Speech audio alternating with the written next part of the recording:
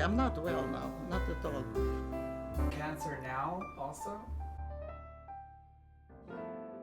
Here we go. We're ready. Ready to take it away? Yeah, We're rolling? rolling. I can't believe that we're actually here. It's no, and you kept on talking about it, and I said it will never happen. It's, well, not just that. This is our first time, my first time back in Israel since COVID, right? I used to come to Israel Right. every year, once a year, and, I got into doing this, interviews and podcasting Right. and film or whatever, and always, in the back of my mind, I was like, if my dream guest, if I could interview anybody in the world, it would be the most fascinating person that I've ever met. And obviously that's you, my grandmother, Mwah. Judith Pruchno. You are a legend. You are the moment. You're somebody that the world needs to know. Genuinely. And I mean this in the most sincere, genuine way. And the fact that we actually made this happen, I'm back here in Israel, in the Holy Land, for the first time in years. You made Aliyah, and you moved to Israel a few years ago. 3 years ago. We're going to get into that. But introduce yourself. Who is Judith Pruchno? Actually, I can start from here. I was named Judita Mantel in my birth certificate, May 15th, 1935. And I was an unwanted child, and I was told so by my parents because of the circumstances and the times. It was in the time when the world just lost its innocence. And my parents already had 2 children, and just felt that another Jewish child is going to be born only to live in misery or be killed by the Germans, and that's why I was not wanted. But this was before World War II, right? Just before 1935. Okay. World War II actually really started seriously in 1939. So I was named Judita Mantel, and my Jewish name was Chaya Sarah. Judita is from Judith, but in Romania, every name, every Gentile name ends with A. So it was just sort of Romanianized. After that, sometimes in 1939, when my parents realized that there is a big problem of anti-Semitism and with Hitler and whatever, they changed my siblings' names and my name and made it very German. My sister's name was Eva, that's an international name, and it's fine. My brother was Henoch, and it was Germanized to Heinrich. And my name from Judith or Judita was Germanized to Jutta, which is Jutta. It's a very Wagnerian name. Old Nibelung German name, which I hated all my life. And I can relate.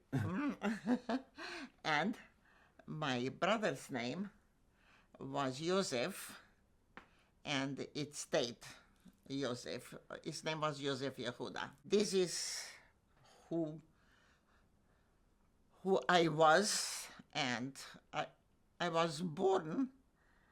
I still have to figure it out. I am 87 right now, and I still don't know who I am and why I'm here. But I lived a long life and had very little control over my life. Does anybody ever really have control over their life? I think that people always expect that as they get older, they're gonna figure it out, or we're gonna figure out the meaning of life and how things are, and we, as kids, we look up to adults, and it's they seem to understand and know what's going on. But at 87, we never really truly figure out what we're doing here, why we're here, what life is about. Absolutely. absolutely. There continuous changes influenced by the environment, influenced by what we learned, and lately, since I am in Israel, I have learned an awful lot of something that was probably hidden in somewhere in my neshama that I did not know, and I never had time to really search for it. And one of them is really my Jewish identity. I did want to ask you about that because, you know, you're not. Do you consider yourself a religious person? Well, that depends of what you mean religious. Um, I consider myself a very spiritual person.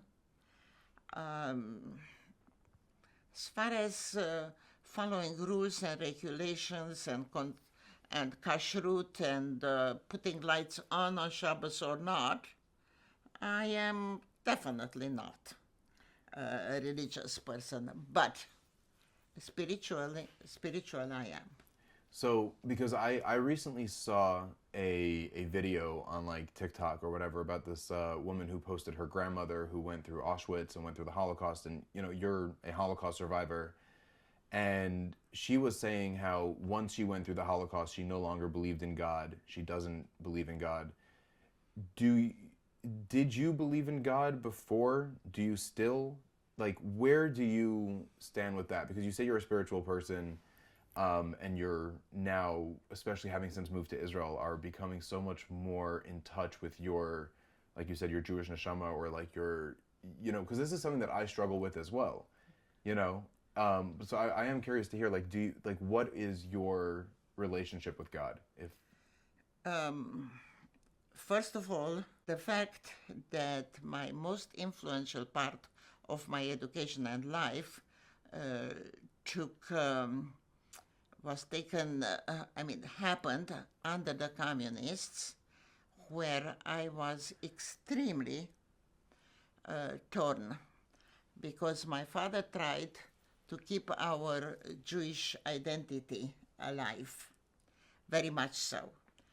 As faith had it,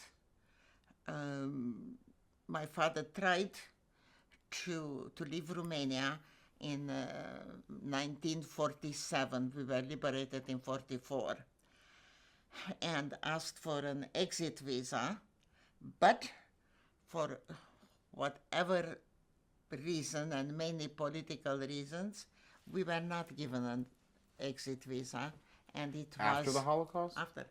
I'm talking. I was liberated by the Russians, unfortunately, in 1940, August the 23rd, 1944, and Do you remember that day extremely clearly? absolutely, as all the important events in my life, and I'm talking all the important events in my life, the birth of my children, I remember that time, that day, every detail possible, and it was frightening and sort of life-turning event. There's so many like Okay. fascinating aspects of your life. I mean, just last night, you know, I was like kind of laying in bed, just trying to come up with like the things in which I know of that you've been through, right? You're a Holocaust survivor, cancer survivor of multiple cancers. You've lost a grandchild, you've lost a great-grandchild, you've lost 2 siblings, you've lost 2 husbands, and now another love of your life, or as you've gone, and I keep on thinking to myself of like the one word that keeps coming back to me, the one word that I can think of that describes you is genuinely you're a survivor. And not just of the Holocaust, but you keep on surviving, and you keep on pushing through. But anybody who meets you and gets to know you, you wouldn't know that you've been through this much. You don't carry this negative energy with you of someone who's been through as much trauma and loss and despair that you've been through. And it's, I don't even know like where to even begin with it, but from everything that you've been through, like, was the Holocaust the worst thing that you went through, looking back at your life? No. Really? What was? No, it wasn't, because I was very, very young. My father was taken to work camp, but I had my mother, whom I did not have a really wonderfully good relationship, but I always knew that she will always take care of me. And I was taken care of, and I did not know what was going on, really. So- I was too young.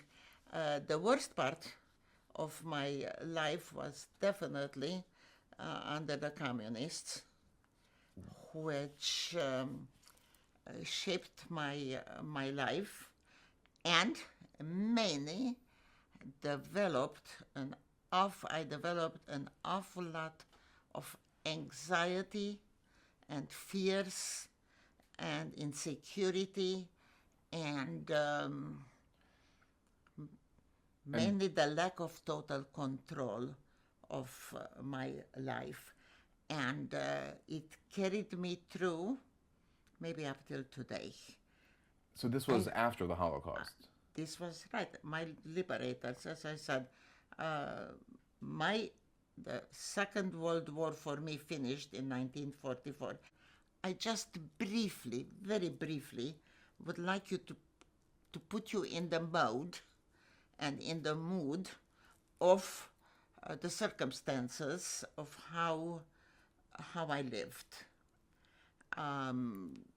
So this was 1935, that my grandfather was an extremely religious person, extremely religious, and yet with a knowledge, I don't even know where he got it, of the world and what was going on. And therefore, after the Russian Revolution, which had an impact over the whole world, didn't have anything really specific with Romania. However, he realized that the women's world is going to change. And therefore, he insisted that my mother, the only girl that he had two boys and my mom, that my mother has to go to school and have an idea about the world, because he realized the world is changing. And women are going to have to be aware of what's going on in the world and somehow know how to take care of themselves if needed. You've seen like the world physically changing. When you were born, like what had been invented at that time? Like the world has changed so much in terms of feminism, like you're saying, like women getting to work or whatever it is. Out of curiosity, what would you say has been the biggest change in the world that you're the most? I have to tell you, this is so funny that you ask that, because up till today, I keep on saying I don't understand the internet because I still don't understand the telegraph. Well, let me tell you, getting a telegram was an event. It was a big thing. And if you don't know anything about telegrams, they were sent only for emergencies, and you had to pay for every single word, and you were very careful of how to formulate your sentences. And, well, it was easy to say arriving train and a number at 5 o'clock. more than that, it was a fortune. Then things got a little bit eased off, and you could send longer telegrams, and it was affordable in the sense that you can send a brief message like that, and at the end say love you. But before So you can add in the love you, and that would, even though it cost a little extra, it was worth it. Exactly. Do you remember the first telegram you ever sent? That I sent way. Of course, I was already an adult. Okay. You could not who'd you send it to? What did it say? First of all, no, nothing important. Just that I am I'm arriving by train.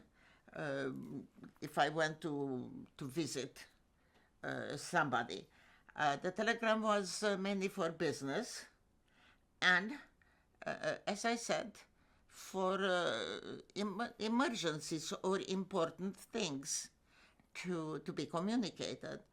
What I absolutely loved later on in life was that it was an epistolar time, and you wrote long letters. And every single day when the mailman arrived with the mail, and you knew the mailman because it was always the same person, maybe from the moment you were born. And he always looked like the neighbor's son. And if by now, he also knew who writes to you. And like when I got my boyfriend who went away for a vacation or went away to school or whatever, and we wrote long letters. That was the only way to communicate. And but I would wait for the mailman if I knew that I'm getting a letter, and I would wait in the front yard or at the entrance, and he would wave to me from far away and telling me, yes, I understood, I have a letter.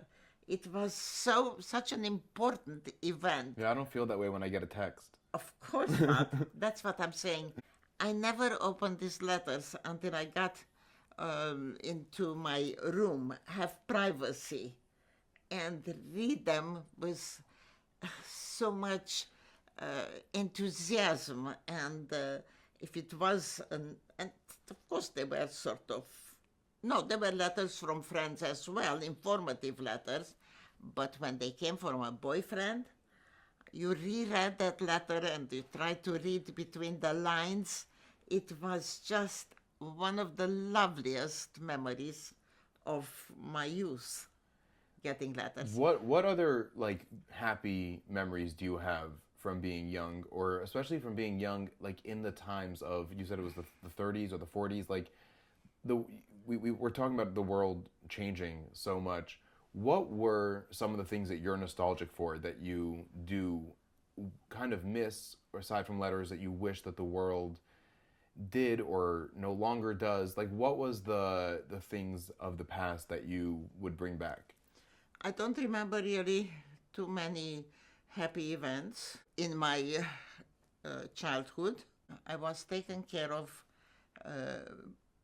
by these two nannies, and my grandfather had this enormous house. My mother had a wing part of this house. In my times, and maybe in Romania they still do, it was like a wagon going from one room to the other. So my mom's apartment was a wing of my grandfather's apartment, and it had the boys' bedroom in a little bedroom where one of the nannies slept. Then it was the girls' bedroom, my parents' bedroom, and at the end it was a very beautiful dining room. However, my parents' apartment did not have a kitchen because no cooking was done in our apartment. The whole thing was done in my grandfather's apartment, and we all ate there. So everybody kind of lived together in this big. Right, right. And then when did this all stop? Because you guys had, this was before the Holocaust. You guys clearly had nannies and help and the houses and whatever. Did you lose all that in the Holocaust? Of course, certainly. So we had a very structured life. Every day she got us dressed, and by 10 o'clock, I suppose, we were out of the house and went to the park. I had totally no idea what was going on in the world, in the household while we are absent. We were all dressed perfectly, hair combed. I had this huge, big bow in my head, very starched and ironed. That drove me crazy a little bit because I always felt like a noise, like the wind going through it. And I was extremely skinny, and I had to wear that bow because they said I looked like a poor child. In those times, fat children were wanted, really loved. But my sister was fat, and I was very jealous of her. All right. Wait, so it was better? How old were you during this time? Well, I was born in 35, 36, we're talking up to 41. At this point, I'm 6 years old. And I got up in the morning, and I was in pajamas, as always. And then, nothing's happening. And Lincoln is not around, and I can't understand. And I go into the dining room, and I see the adults. I had no idea what adults do during the day or what's happening. And they're pacing around and intense and talking and very uptight. And finally I go to my mother and I said, so am I not going to the park? What's going on? And my mom said, no, you can't go because you're Jewish. I said, what? I said, whatever that is, I don't want it. I don't want to be that. I don't want to be Jewish. And I said, where is Lincoln? Now I wanted my nanny. I didn't like her so much. And my mother said, she's left, she's gone, and this is it. I absolutely could not understand. Well, lunch came, I was still in my pajamas. Nobody attended to us. We got some porridge for breakfast. I was 6 years old. I wasn't used to even eat by myself.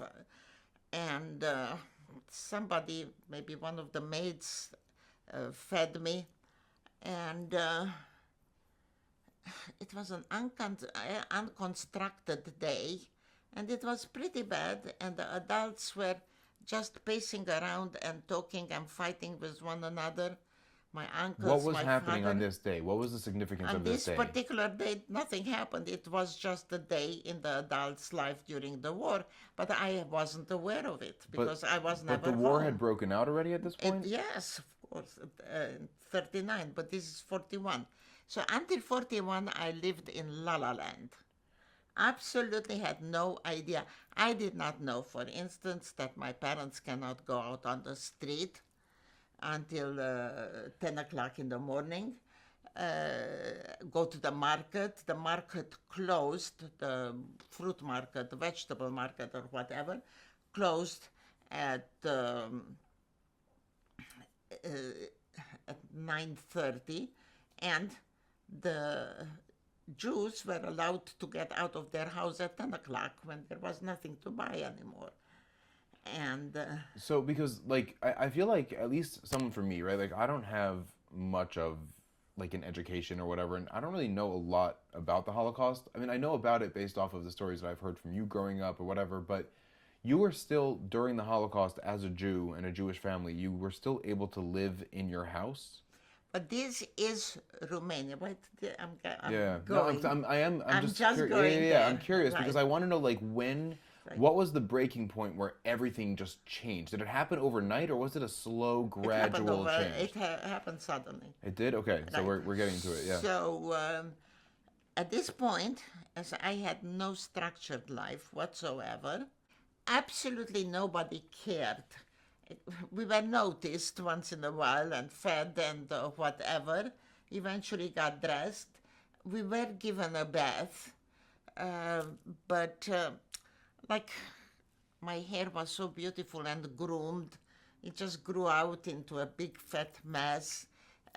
We started to get neglected a little bit. Once your nannies left and you weren't allowed to go to the park, and you were kind of Absolutely so you were stuck at home. You weren't. Yes, we couldn't go out. No, Why not? because the Jews were not allowed to, and they Did killed you- you and they beat you and. Who's they? We were occupied by the Germans, and plus the Romanians turned into Nazis, into fascists. And Did- anti-Semitism was absolutely horrible. If you went on the street and you were Jewish and anybody felt like beating the hell out of you, they would just do it and nobody would defend you and nobody would do anything. Did you have to wear the Jewish star? No, not in Romania. Not in Romania. Okay, so then how did they know? People just knew you were Jewish based off. They knew of... it was a small city, and they knew if they suspected, they knew. But we didn't go out. We did not go out. So one day, my grandmother was sitting at the window. In parentheses, I have to say that once a week, my nanny took me to private ballet lessons, which of course no Jewish child could have ever gone, but she wore the swastika, and I was very good in dancing, very talented, and she took me to ballet lessons. Also, those afternoons, my She'd wear the mom, swastika to your house? she always wore it, made me, when we went, that's how I was able to go outside of the house with her only. My mom couldn't go out, but she could take me to the park or anywhere. Why couldn't a Jew just put on a swastika and then walk on the street and go to the market? You had to get the swastika from the Germans. Okay, so it wasn't like you could just. Oh, no. So okay, so because Definitely when not. she showed up at the house wearing the swastika, No, she slept in our so house. she lived at the house with the swastika, even though she knew. She was, Was yeah. she anti-Semitic? Your nanny? Probably yes, but she got such phenomenal money. She was paid so well that it was worth it for her. Anyway, so this particular day, I see my grandmother sitting at the window. This is and she got me in her lap, and I said, "Are all those people Jewish?" And she said, "No. No, they're goyim, they're Gentile, yuck." Okay. And then she tells me, "Do you know what Gentiles eat?" And I said, "No." And I didn't continue my story, that whenever my nanny took me to ballet lessons, after that, she always bought me a ham sandwich. She knew it's not allowed, but I loved it. And I was such a bad eater that she just wanted to get rid of this thing with me. So she bought me a ham sandwich, and then after that, we went to church. And there she was a totally different person. She was so nice. And she crossed herself, and she knelt down, and she prayed and whatever. And I loved the church. I loved the organ. I loved the stained glass windows. It was so peaceful. It was so nice. I did not mind it at all. So there was nothing to mind. And for whatever reason, like a little animal, instinctively I knew not to talk about it. I didn't. Why? I don't know. I wasn't told anything. I don't remember. Whatever. Now I'm sitting in my grandmother's lap, and my grandmother tells me that, "You know what all those people eat?" And I said, "What?" And she said, "Oink, oink, pig, pig, pig." And I said, "Yeah." And she said, "They call it ham. That's my And favorite. it's disgusting." And I looked at her, and I said, "Lady, you have no idea what you're talking about. a ham sandwich is really good, but I didn't say anything. And then she said, and you know who their God is? And she said, it's this naked man. And everybody just bows to him. That is their God. You know what? Now that she said it, I remember that in church I saw this man on a cross, but it wasn't something that bothered me. I would have never remembered if she would not have brought it up to my attention. And then she says, do you know about the God? And I said, no. And she said, well, God is everywhere. And he sees what you're doing. And he knows what you think. And you cannot hide from God. You can never, ever hide from God. Then I got really scared because, my God, did I have many bad thoughts in my mind? Probably, yes. And the odd thing was that I couldn't go to the bathroom. I got the worst case of constipation ever because I was covering myself and looking around and saying, I just don't want anybody to watch me. By now I'm toilet trained like a mensch. And But you know, I don't want to like interrupt because this is like a fascinating story. But the truth is like we, you know, like, and I want to delve more into it, into like the relationship with God and religion, because I personally believe in God, but not really so much religion. And you know, I'm classified as what they call, you know, off the derech or whatever it is, you know, having been grown up religious and then, you know, on my own journey and my own Jewish identity. But it sort of is, you know, like when we're taught, you know, Uncle Moshe, as little kids, we're taught the Uncle Moshe song, right? Hashem is here, Hashem is there. It's scary when you're a very, very little kid and you feel like you're being watched constantly and your thoughts are being like it's not healthy for a little tiny, or for a kid to feel like we're under this. It was the most frightening thing. It still is. It yes, still a little right. bit is. Like, but now we have some kind of experience, and I'm not afraid to be in the dark, and I'm not afraid. But you've healed your constipation. At that, right. That was a frightening encounter with my grandmother, and I started to avoid her a little bit. And then around that time, one night, we were sleeping, and suddenly I'm woken up by a noise, and the doors open, and I see my grandfather and two tall men. They were from the Iron Curtain, was the Romanian Nazi organization, and one of them is pulling his beard so that he was bleeding and shoving him. And then I see my father come in pajamas and pale and terrified, and my mom in total hysterics. My mom wore these absolutely beautiful peignoir sets. This one was a lavender type of a number. And my mom is crying and saying, don't touch my kids, don't touch my kids.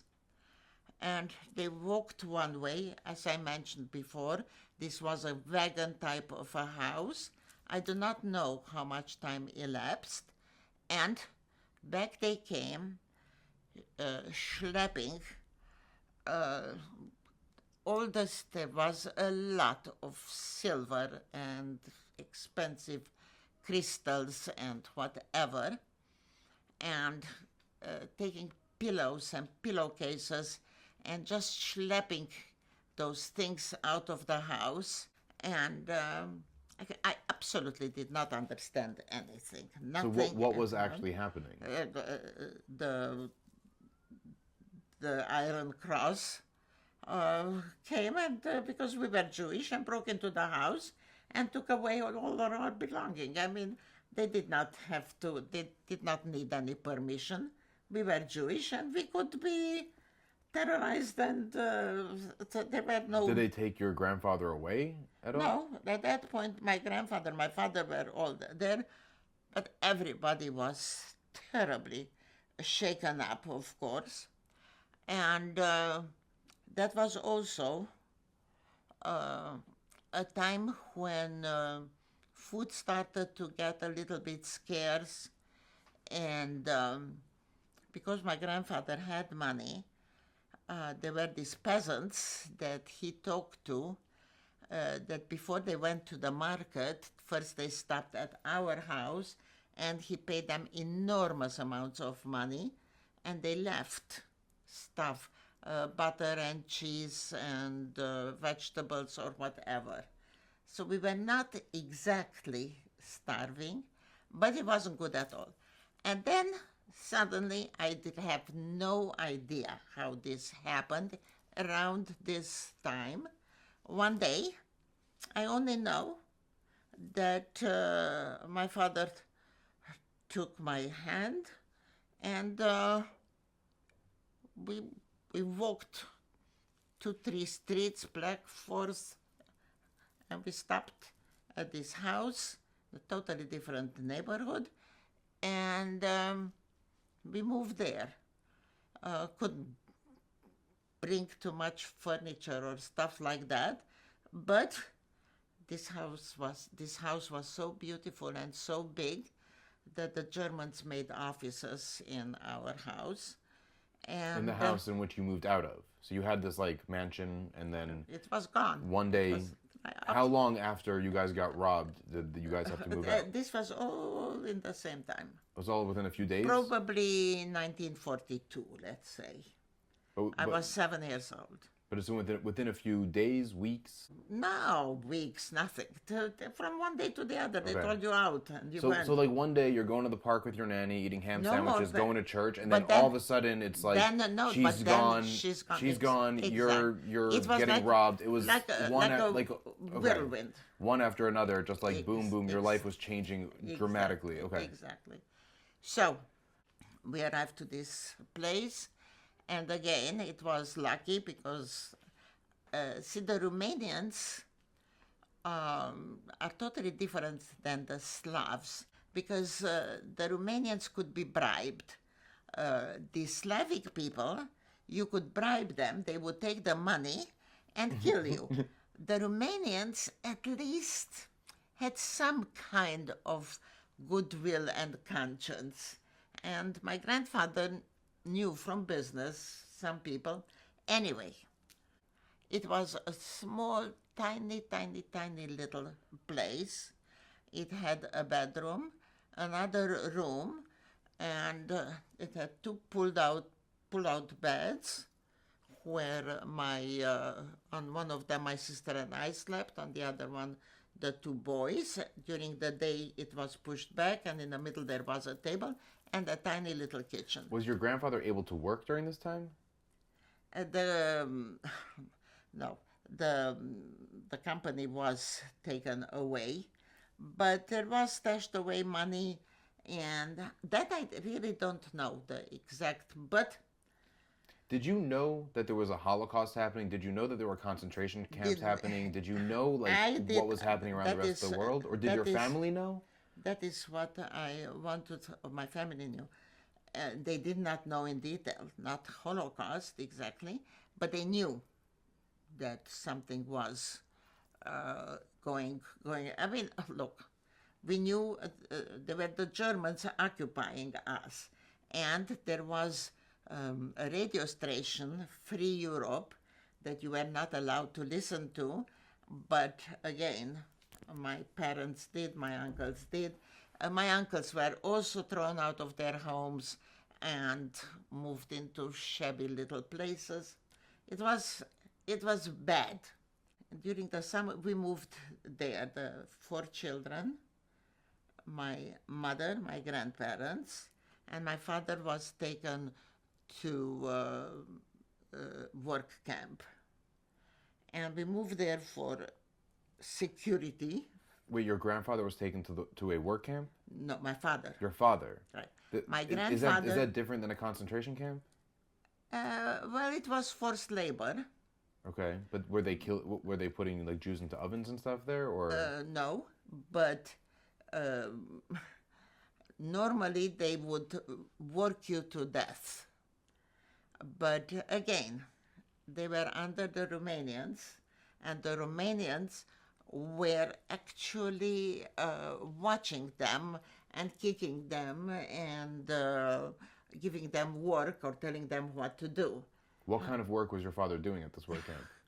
Had to dig and rails for trains or things that no Jewish yeshiva boy knew how to do. 1943, this is where we were. I'm accelerating a little bit. In We only have 77 years left to go. 1944, one night, I heard, we were sleeping in this hut, and I heard my mom very upset and uptight, and I heard my father's voice, and this scared the hell out of me. What is he there? What? And they were fighting. And I listened in, and my father told her, look, I have these 5 cyanide pills. I ran away. I have to be back in the morning, so I don't have time except to tell you, if somebody knocks on the door or comes into the house, you catch the children, or if they are sleeping, you put a cyanide pill under their tongues, you take one, and by the time they are entered in the house, it's going to be over. I don't want the family to be separated. I don't want the children to be by themselves, left alone, or anything like that. Was this normal? Did a lot of Jews commit suicide during the No, Holocaust? nobody committed, no, but he did not. He knew by that time about Auschwitz. He knew about this time that Jews were deported, and he didn't want the family to be separated. Anyway, my mom threw a fit. She screamed, cried, got hysterical, and she said, I cannot do that. And then my father said, then I do it now. And then my mom really lost it totally, and said, okay, I promise. My father knew if my mom promises something, she's gonna do it. All right, fast forward a little bit of time here, and it is during the night, early morning, and a knock on the door. And there is my mom with the 5 pills in her hand. Luckily, our best friend was a doctor, and one of my not so close relatives, luckily they called out her name. Rivkala opened the door.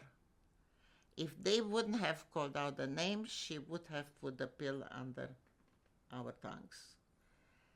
They called her name because they were in a hurry, and they said, the war is over, and you have to run away and get back into the city. The Russians are coming in. The Germans and the Romanians are killing every Jew that gets into their way.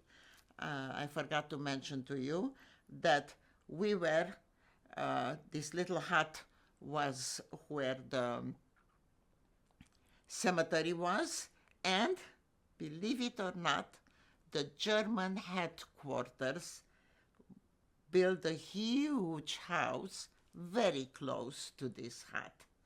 And the reasoning of my family was that no German in the world would believe that a Jewish family would have the chutzpah to move in so close. Plus, Hide in plain sight. we, exactly, and we spoke only German, and looked German. We were blondish, all of us, and spoke only German. And Actually, I befriended a German officer who must have missed his daughter. And I used to see him around, and he used to come and pick me up and throw me in the air. And my name was Jutta, very German, and we spoke so. But now we ran to the city in the night. It was really a horrible, horrible experience, very bad. By the time we arrived to the city, already the Russian tanks moved in, and the whole city was out. The Germans, this was a very German city, the Germans in our city were just terrified and petrified. They knew. And the Russians were liberating the Jews? Not the Jews, were liberating Romania from under German occupation. Okay, so But it wasn't. they were very German. It wasn't to help out the Jews. It was more so that they No, wanted to no. take control. No, the Russians liberated Romania. This was the Russian front, and the American and the Allies liberated Paris and liberated Italy and liberated Germany. It all depends. They were all allies, and the goal was to get rid of the fascism of Hitler. So at no point during the war did you and your family have to go into hiding? I mean, I know you moved into this. This was small, hiding, all right. But you said that you were out in the street with like the German soldier. Like you weren't hiding like in like the way that we think of like Anne Frank or something. In a way it was. We were totally like hiding in the cemetery, hiding in the woods. We were totally out of touch with, and there were other people that were also left their homes. At this point, Hitler's regime decided that the Jews from Romania are going to be taken to Auschwitz in September. And they told the Romanians, get your trains ready and get them to Auschwitz. The Romanians said, we don't have the money. And we have given you everything. It was a political thing here. And we have to wait to make some money to get rid of these pests, like getting rid of rats. And they got into a political fight, that we don't have the money to pay for the trains. And Hitler, you should pay for the trains to take them to Auschwitz. You took everything away from Romania. And this was our luck, that the Russians came in only 1 week before we were supposed to be taken away. Did your father ever make it out of the camps? Lo and behold, we were liberated by the Ukrainians, which were part of Russia, which were the most savage people in the world. And we arrived to this little apartment, somehow produced there was some food. I don't know how that happened. And in the evening, we got a bath and went to sleep. In the middle of the night, I am woken up. Probably I slept on my stomach, and I feel like somebody is grabbing me under my pajama pants and bloop, dropping me on the floor. I look up and I see my sister is in the air and she's dropped, and my 2 brothers. In the meantime, my mom heard noise and she came out and in hysterics, and somehow grabbed us. It was dark, there was no electricity. Electricity was turned off or whatever. And in the morning, I wake up and I see this big, absolutely disgusting looking Ukrainian soldier in a torn uniform, his big muddy boots in my bed, and another 4 of them. And they all came and they dropped us on the floor and took our beds. These were our saviors. In the meantime, the Americans who saved people and defeated the Germans, and whomever the Americans saved, they gave them chocolates and food and clothes and whatever. The Russians they saved our lives, all right. But they took your beds. But in the meantime, they killed us. So these 4 morons, these dirty pigs, got up in the morning. They ate everything that didn't move in the house and drank. My father had some liquor or whatever. Believe it or not, they drank his cologne because it was... Because it had alcohol in the cologne? Right. Wow. Anyway, That's a tough war. And they left. This is 1944, August the 23rd. Russians are taking over. The communism is taking over. However, the Russian army left. One quick example I have to tell you of how this animal behaved. Like our neighbor, who also was in hiding, who had a huge jewelry store. Anyway, these Ukrainians were crazy about watches. They did not know how to tell time. However, as soon as they saw a watch, they put it on their arm, and they were walking around with watches up to their elbow and past their elbow. And they forced him to open his store. In a matter of minutes, his store was looted. And then this idiot comes in with a grandfather clock, you know, the one with the 2 bells on the top.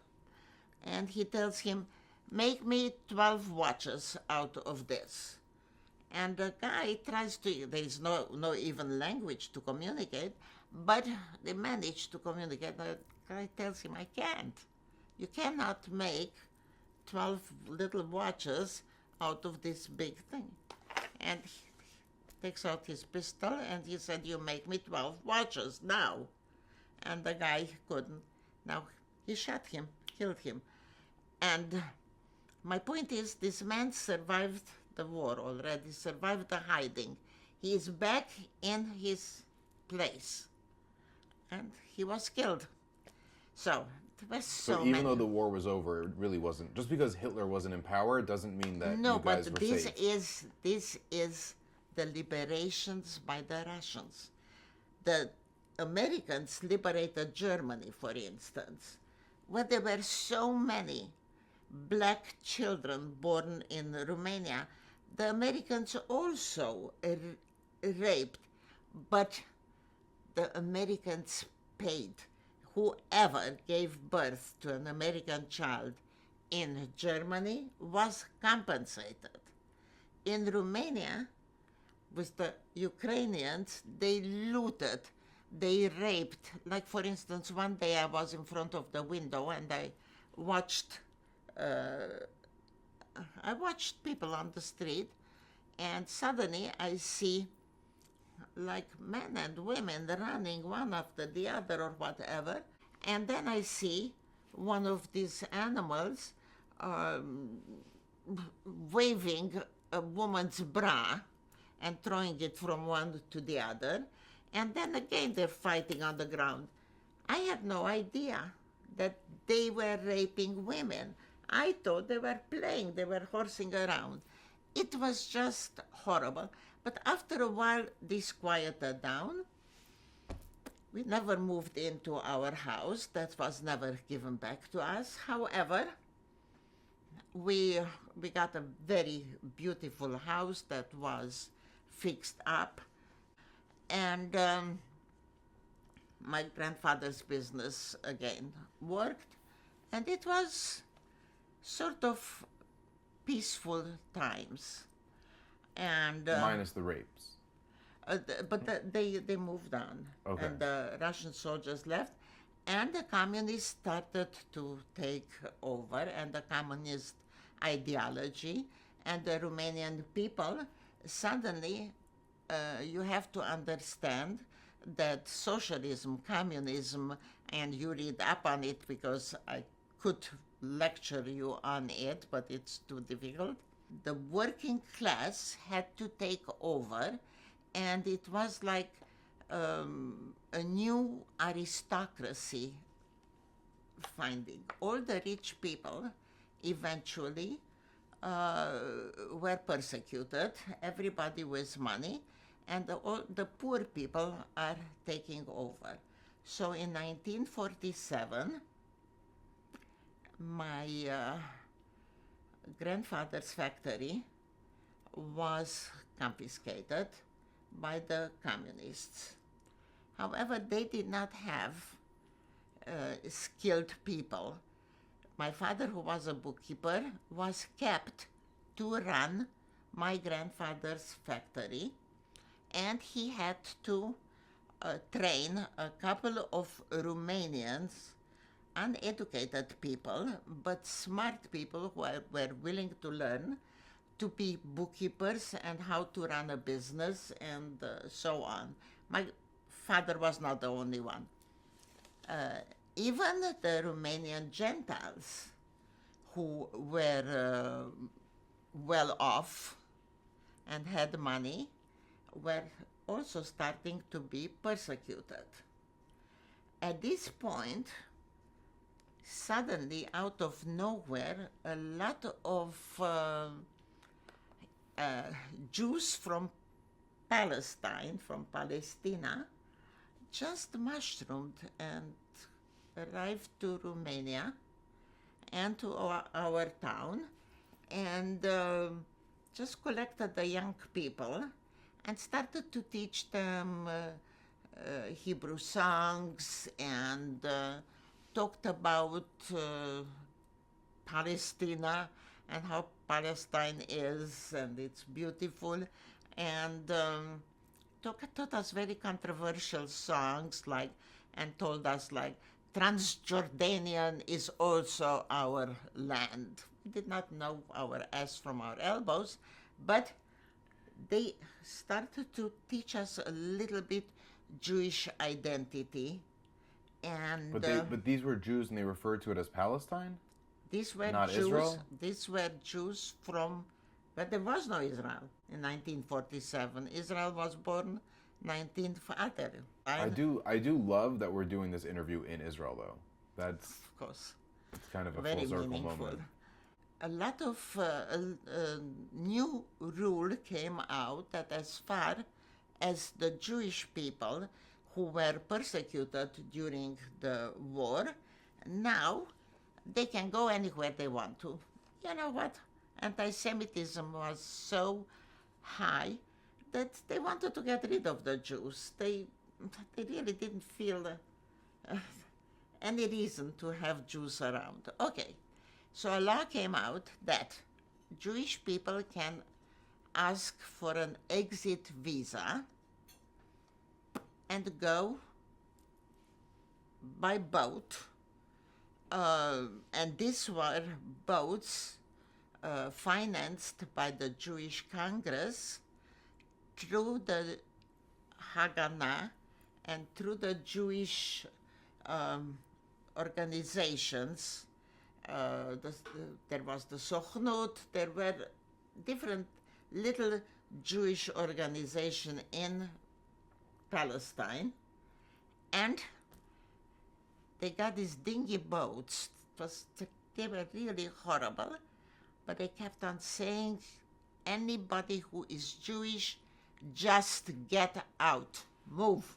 But you had to ask for an exit visa from the Romanian government, and you also had to say that all our Romanian possessions we leave behind. Well, there was almost no Jew who did not ask for an exit visa, including my family. My mother, father, and the 4 children. This is 1947, remember? I am 12 years old. And my uncles, my grandfather, they all started to make preparations to leave. 1948, May 15th, my 13th birthday, my father woke me up in the morning. I wasn't a very bright 13-year-old, and he picked me up from my bed and he sat me down on the kitchen table, and he tells me, today is your 13th birthday. And I said, I know. And he said, you got the biggest gift that you'll ever get in your life. Never, ever are you going to get a gift like that. And I said, oh. And he said, you got your own country. Today is Independence Day for the Jewish people. We have a country and it's called Israel. I totally did not understand. And I look at him and I said, I got a country? And he said, yeah. I said, so I'm a princess and you're a king. I understood he got to be king of Israel and I am a princess. Okay. You are a princess, though, for sure. He takes my hand and my siblings, my mom, and we all go towards the shul. The whole Jewish population is on the street, and there were not a lot of Jews in our city, but enough. And we all go towards the shul. And the men are up, this strong men that I had so much confidence in. They're all huddling, embracing one another, and sobbing and crying, and screaming out, I'm Israel High, and holding up children and teaching children how to say, I'm Israel High. And then I heard bursting out the Hatikva. I never heard this, but some people knew it, and there were the Israeli shlichim. These little Israelis who until now were totally not noticed, suddenly they were teaching people the Hatikva. And they burst out singing the Hatikva, first very subdued and very slow, and then the second time louder, and the third time it was just screaming loud. And again, these serious people, the fathers of my friends who seemed like so in charge and such authorities, sobbing and crying, and the women sobbing. It was a happening that I will never ever forget. So why didn't your family go to Israel? I'm talking. I'm listening. So Romania gets more and more communistic. My two uncles found out a way of not waiting for the visa, but leaving everything behind. One of my uncles had only one child. Another one had 3 children, but much older than us. And they found these people, peasants, who took them over the mountains during the night to escape into the west, to get out from Romania and from communist-occupied land. My father is supposed to join them and us, and then my 2 uncles decided, and my father, that we are too young, and it was imperative that during the night, during these night walks, no noise whatsoever, no crying, no nothing. And they were very happy to take very young children whom they drugged and could carry them. But we were at the age where if drugged we couldn't have walked, and carrying was impossible because by now I am 12 years old. So my two uncles left. My grandfather made it on one of these dingy boats, and my grandmother swallowed 3 big diamonds and found them. Are you serious? Yes, right. On this ship, who by the time it arrived to Haifa, the ship was already halfway with water. It was horrible. You have to understand, from the Black Sea to Israel, it's not so far. But nevertheless, there were ships that sank. I had friends on these ships that sank. So, So even though Israel was a country, getting there wasn't so easy. at this point, no. At this point, El Al just hadn't come out yet. you read Israeli history, it was terrible. The Israelis, I mean, the Arabs hated us, the English had to retrieve the English and the Haganah. They were fighting, killing. It was horrible what was going on. 1948, decree came that the Jewish children can go to public school. I have never been to school a day in my life at this point. I did not know how to speak Romanian, only German. And I was behind. I'm 13 years old, and I don't know how to hold a pen in my hand, pencil, nothing. And we sat down at a table only for these Jewish kids, and by now communism is taking over, and the Romanian kids, the Romanian girls mainly have navy skirts, white blouses, a red communist kerchief, and we were not allowed to wear that. They wouldn't give it to us. And the 5 of us are sat at this table. The teachers were, anti-Semitism was forbidden, but these people were born anti-Semitic. I mean, how could you tell them you can't Right. be anti-Semitic anymore? Anyway, and all of us at this point have our waiting for exit visas, the families. One day, one of my friends comes in, the 5th, and she said, I'm not coming to school anymore, goodbye. We got the exit visa. All right, we all went to the train station, they took off, and came back to school. So every time someone from your town got an exit visa, like the whole town would go down to the station and like watch them leave? Watch them leave and dancing and clapping and saying, we are also coming soon. In 2 weeks, we're getting our visa. It was Where did they go? America? No, Israel. Oh, okay. Absolutely. This was going to Israel, 100%. Anyway, make a long story short, it's 1950, and only my best friend, Suri, and I are left. The other, all of them were gone. Frightened the hell out of me. Suddenly, I started to hate Suri. I said, it was one of us would get the visa before the other ones, and the other one would be left alone to deal in this hostile, frightening, strange world.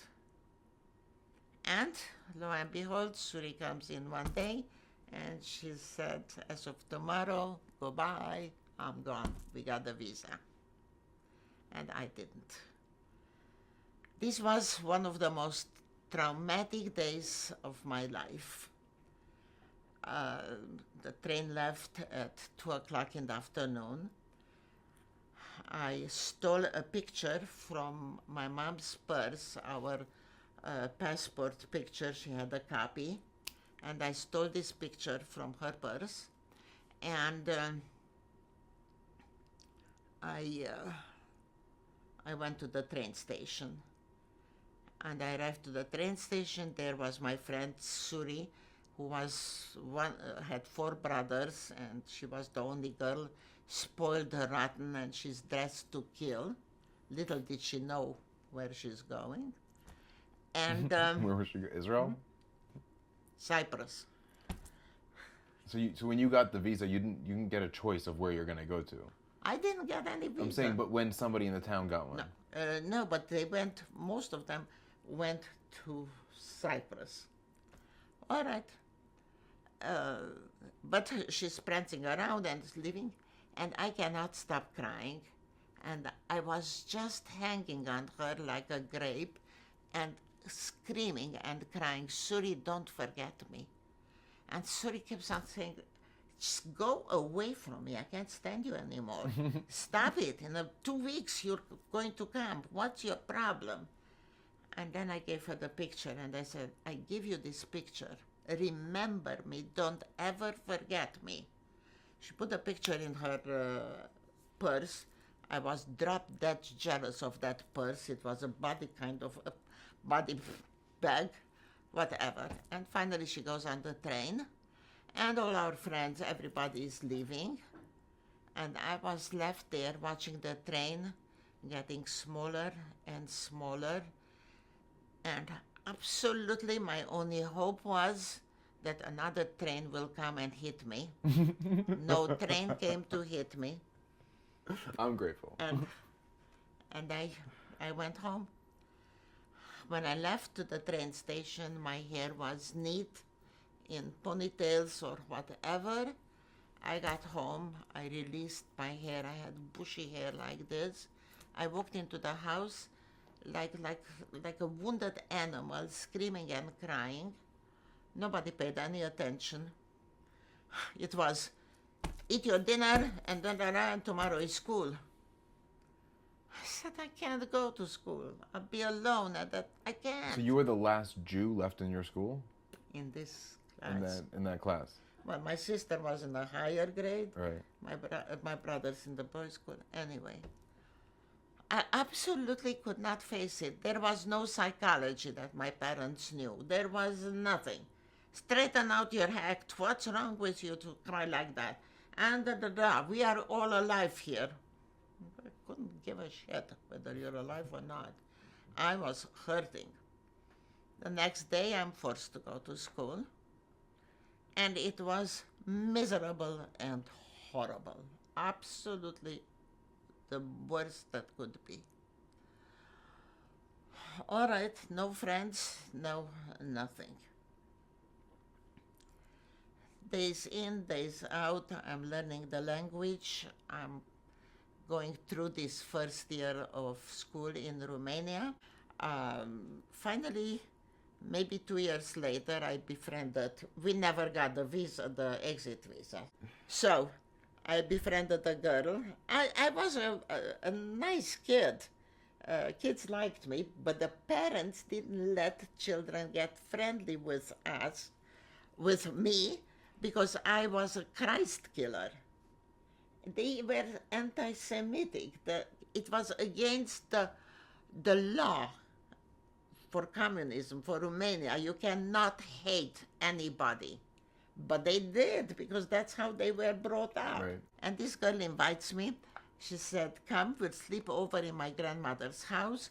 It is in the countryside. She's a peasant, but she has a cow.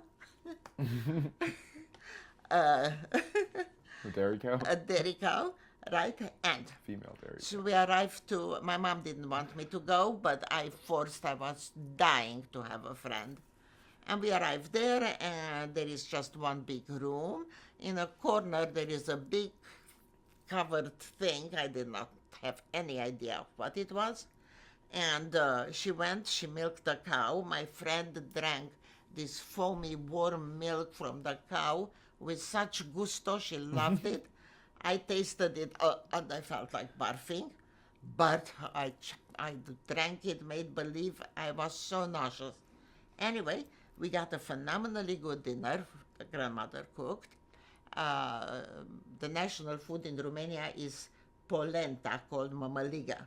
It's cornmeal mush and with something. The first time I came to, after you had moved to Israel, and we went out to Mamilla, we got Polenta. we got you. You introduced me to it. You ordered it. You're like, this is the food from my Right. people, and like you introduced me. It wasn't bad. I liked it. No, it's good.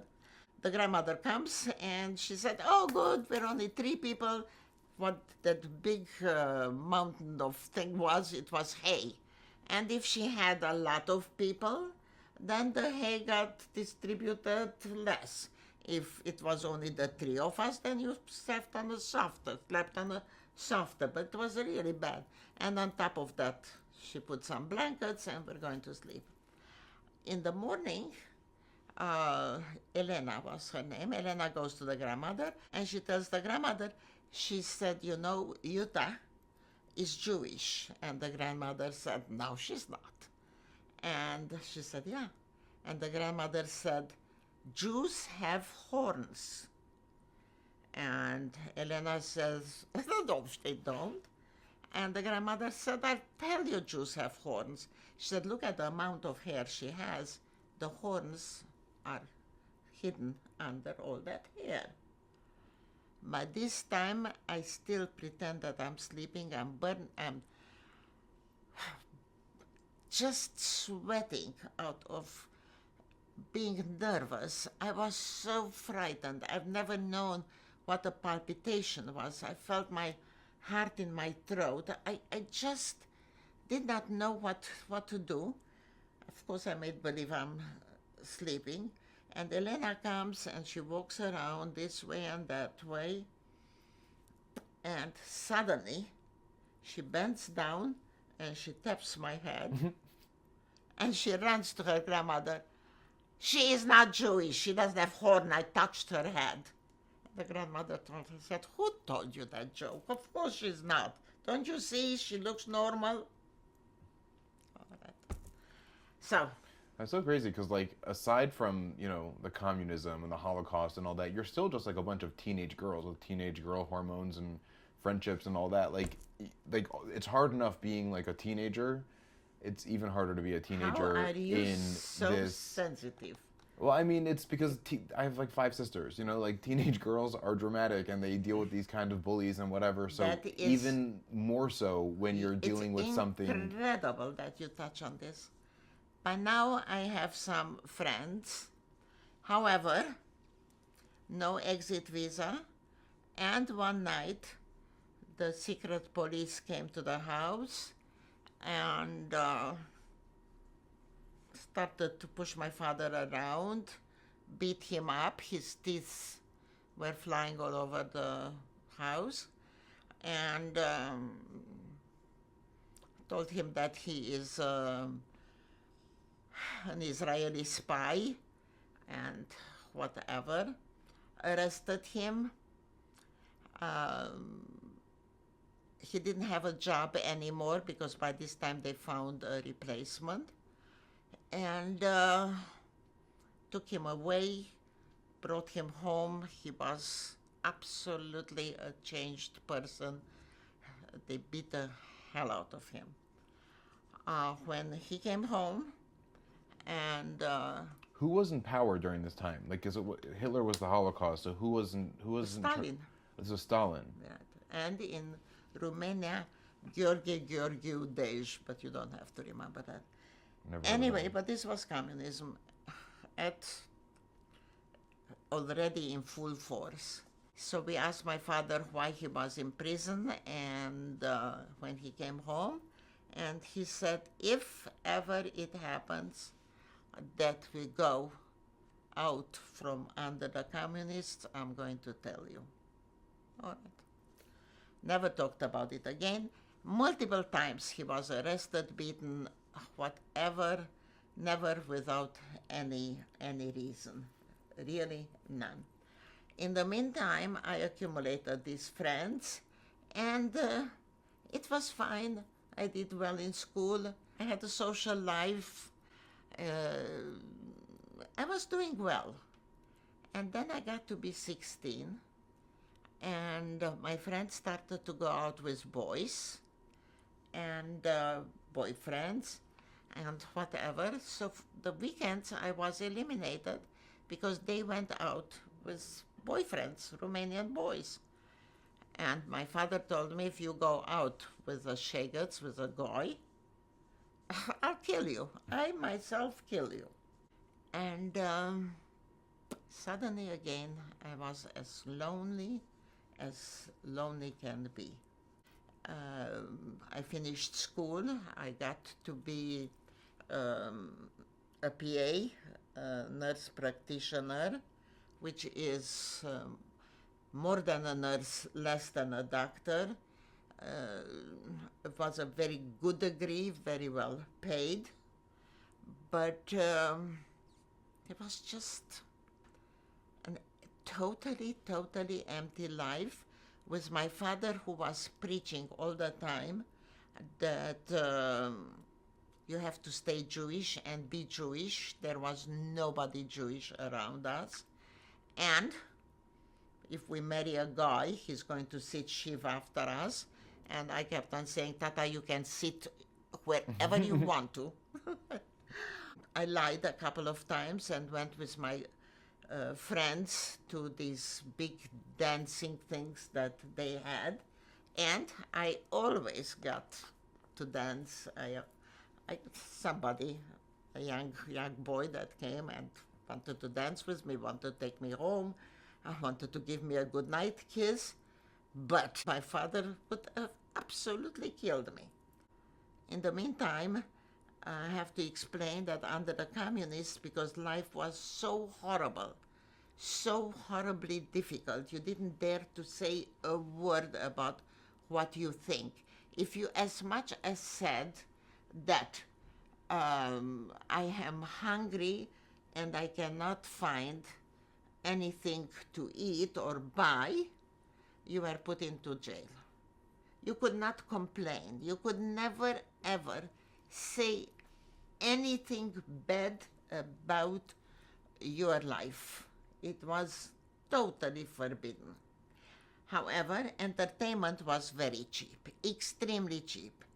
After work, people went to bars. Drinks were so cheap, men got drunk. Sex was another leisure time and good time, and women got pregnant. At this point, I'm a medical person, and I'm doing abortions to 30 women a week. And it was as normal can be. Theaters, movies, concerts, everything was so cheap. They wanted you to get your mind like anesthetized and not think how miserable life is. It's kind of like that in America now, by the way. What? It's kind of like that in America Like now. hell. You can go to a concert for... No, it's not cheap, but there's a lot of noise, so they want you to be distracted by how, life in America is miserable these days. Oh, stop. I mean, not as miserable as the communism, but Stop it. It's not good anymore. The American dream is dead, but we'll get to that. You can't buy if you have two salaries, if you have two full-time salaries, you can't buy a house. You have to work 1,000 hours a week. So live in an apartment. Leave me alone. Still the best country in the world. Nobody, absolutely. America's not what it used to be. I have been here only 3 years. I know. 3 years. But you weren't in the workforce. Huh? Where was I? Retired. The American dream, the white picket fence, the family, the house, the dog, the whatever, it's not really attainable anymore. There's no middle class. Everyone is. This is a conversation for another time. But it's either super rich. Anyway, I started to go after I had my job. I used to go to rehearsals in the theater, as it happens to the German theater, because by now I learned Romanian real well, but the German language was the German I hate it now, but the German that I endeared. So I went to the German theater, and I always sat down for rehearsals in the third row. and started to watch the rehearsals. It was very interesting. And there was a whisperer, but and the actors who forgot their lines or did not learn them, they would listen to her. But now I sat in the third line, and I learned people's roles. And there was this young actor that always positioned himself in front of the whisperer because the yachts didn't learn his lines. But then suddenly, for whatever reason, he caught my eyes, and he realized that I knew his role. And from then on, somehow we formed this long-distance friendship. And after they finished the rehearsals and the play was about they were ready to perform in front of the public, he waited one day for me outside, and he told me that, you know what, I want to give you a free ticket and for you to sit exactly in this place for the performance. All right, I did. And make a long story short, we really became very good friends, and there was a romance between us, very much so. Biggest problem in the world was he was German, I was Jewish. Did he know you were Jewish? Of course. Oh, okay. His parents did not have any problems whatsoever with it. My parents would not allow him in the house. He could never come anyway. But they knew about him. At first, no, but then they finally found out. During the summer, he went away because that's the way it was. Theaters, concerts and whatever had to go touring all over the country, sometimes out of the country. So he was absent sometimes, maybe like 6 to 8 months during the year. In the meantime, my life is pretty normal, and my whole family, my sister was married, and my brother-in-law had this friend, a Jewish guy, who was his age, like 5 years, 6 years older than I am, and he introduced us, and my parents were so happy, and so were his parents, because he had a girlfriend who was a Gentile. And slowly, we became friends. And then he started to come to visit. By train, it took 4 hours. And he came to visit weekly, and we really got involved. And The Jewish guy. right. And it was a lovely romance, in a sense that I was sent from work for a vacation, and you could only go vacationing if you were sent and whatever. And this was a very nice place for 2 weeks, just relax. Every evening there were mineral waters to drink. I had a sort of what they called a nervous stomach.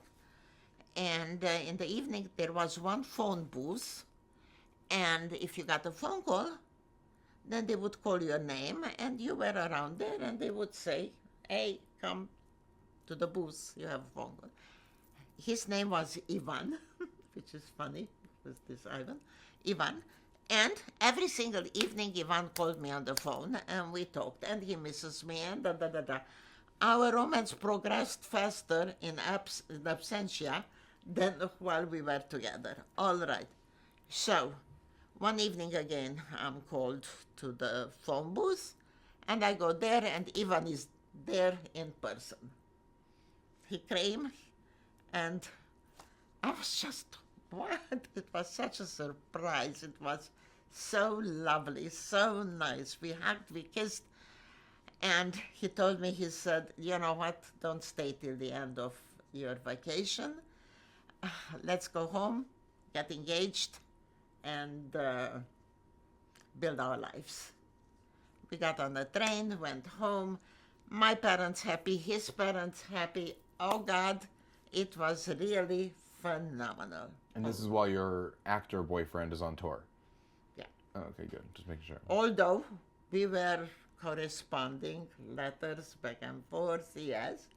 I did write to him that whatever, didn't like it, but he also understood that we could never get married, that he knew, and whatever. So we got home, and now it's a lot of bureaucracy because I had to move to the city where he was, and I had to find a job, which was no big deal because under the communists, everything was taken care of. You were totally out of control with your life. You went and you said, I have to move to this city because I'm getting married. All right, move. My father decided we're going to have a chuppah. It's going to be in the basement. You have to hide. You cannot really get married in a religious way, but fine. And we'll get married officially at the mayor's office. And our wedding date was January the 8th, 1962. And you're how old at this point? How old are you at this point? It's been 62, going on 27. Oh, wow. Okay. Wasn't a baby. However, November 1961, the secret police came to our house and told us, you got your exit visa. In 2 weeks, you have to be out of here. You could not choose not to leave. That was no way because the Sochnut, the Israelis, paid if a Jew got an exit visa from Romania or any other country. They paid $2,500 for every adult. So there is no way of not leaving. Ivanis came to see me, and he was devastated. Absolutely, totally devastated. On the other hand, he told me, even if you don't have to leave, I would never, I love you too much to take away this opportunity from you. How do I know what's going to happen to me? I tell you, my father was arrested and put into jail like that. So many people were. He said, we might have a child. I might be taken away. You must go. You must go. I had to go anyway. There was no way. But it was like life was finally starting to get good for you. And life was finally starting to get good for you. And like not good, but like you had your job, you built a social life, you had a love life. I would have stayed in Romania. I was brainwashed by the communists so heavily. So were my brothers. Big problem was that my sister, her husband, and her child were not on our exit visa because now she's married. And there was not a chance in hell that we will ever see them again. No way. My fiancé could never ask for an exit visa because he had a big engineering job, and my brother-in-law couldn't. In 2 weeks, we were out of there. We were allowed to take a tiny little suitcase like this. I had a new coat, my first new coat that I got in 15 years. We never had any clothes, nothing new. We were really like China, like we had like a uniform type of a thing. This time, however, because I got engaged, my mom did whatever she could, and I got a new coat, and she had a little tiny piece of fur. Her fur coats, everything was, we had to donate them to the state. We had to take it and bow and say, this is for the communist state. But somehow she had a piece of fur. The seamstress, there were no ready-made clothes in Romania. Anyway, I designed it with her. I would wear that coat gladly now. It was so high fashion the way I did it. And When you got your exit visa, did you know where you would be going to? Yeah, to Vienna, Vienna, okay. for everybody. We got on the train. The train starts moving, and this obnoxious communist woman comes to me with huge scissors, and she cuts the collar off of my coat. And now I'm totally disheveled. It's January, it's freezing. And she says, wherever you go out west, behind the Iron Curtain, they would not appreciate fur. The most miserable ride in anybody's life that you can imagine was this ride to Vienna. Instead of 6 hours, 24 hours with no food. And we had so many friends who got the exit visa and who disappeared and were pushed off the train. In my father's situation, they always thought that my father was hiding money, that my father was hiding secrets, that he was a spy. The chance of us being pushed off the train was about 75%. So you weren't like excited to be leaving? Not at all. Okay. Not at all. By the circumstances and the freezing, and we were standing at the window, chain smoking, that's all we had.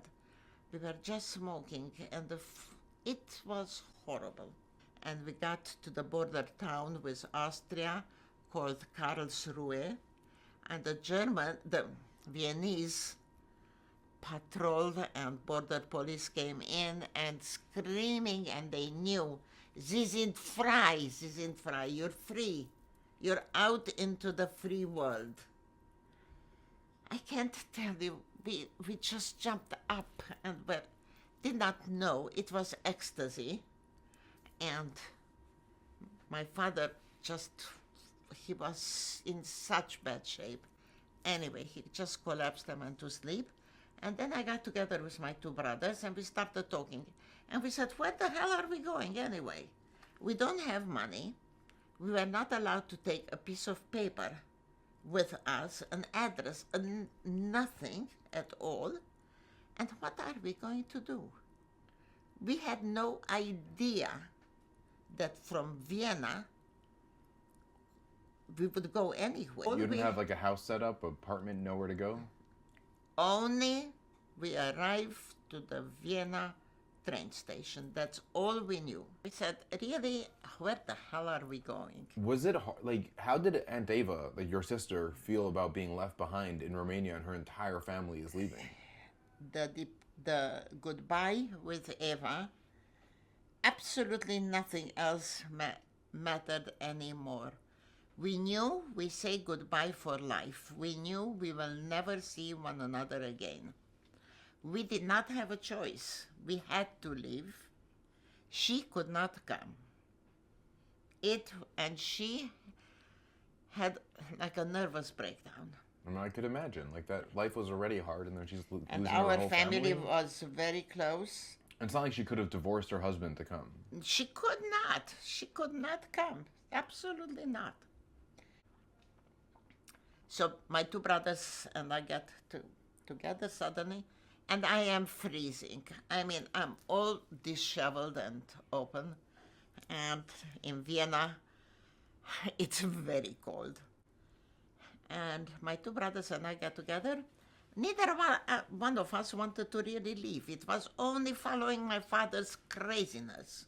But we could not have not left either, because the Romanians got paid from the Israelis and they had to deliver. And if not, they had to give the money back, and they were paid in dollars. So At this point, they didn't care about us. Right. Go, go, go. So you arrived to the train station in Vienna. So, my two brothers and I decided that we're going to tell our father,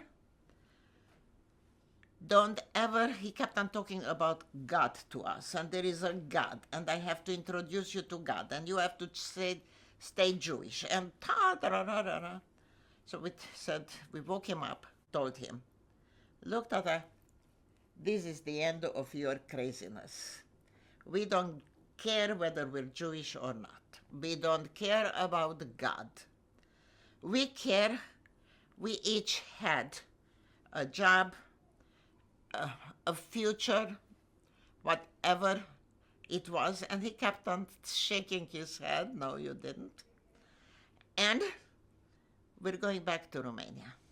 We decided, and we're going to beg the Romanians to take us back. I knew my fiancé is going to marry me. My two brothers, both of them had girlfriends, Jewish. One of them was Jewish, the other one was not. And our jobs, I had at this point really a very honorable, very good job. I said I'll start from scratch one more time. It doesn't matter, but I am not going wherever this is. And the train slows down and pulls into Vienna. It's just, you feel that. And the train gets into Vienna, and my father is looking out the window. I have never seen my father cry, and suddenly he broke down, sobbing, crying. He could not even stand. And in the meantime, while we were talking to him, he just kept on saying, Gott wird helfen. God will help. And now, he kept on saying, Baruch Hashem, Baruch Hashem. And we looked at him, and he is sobbing. He could not talk.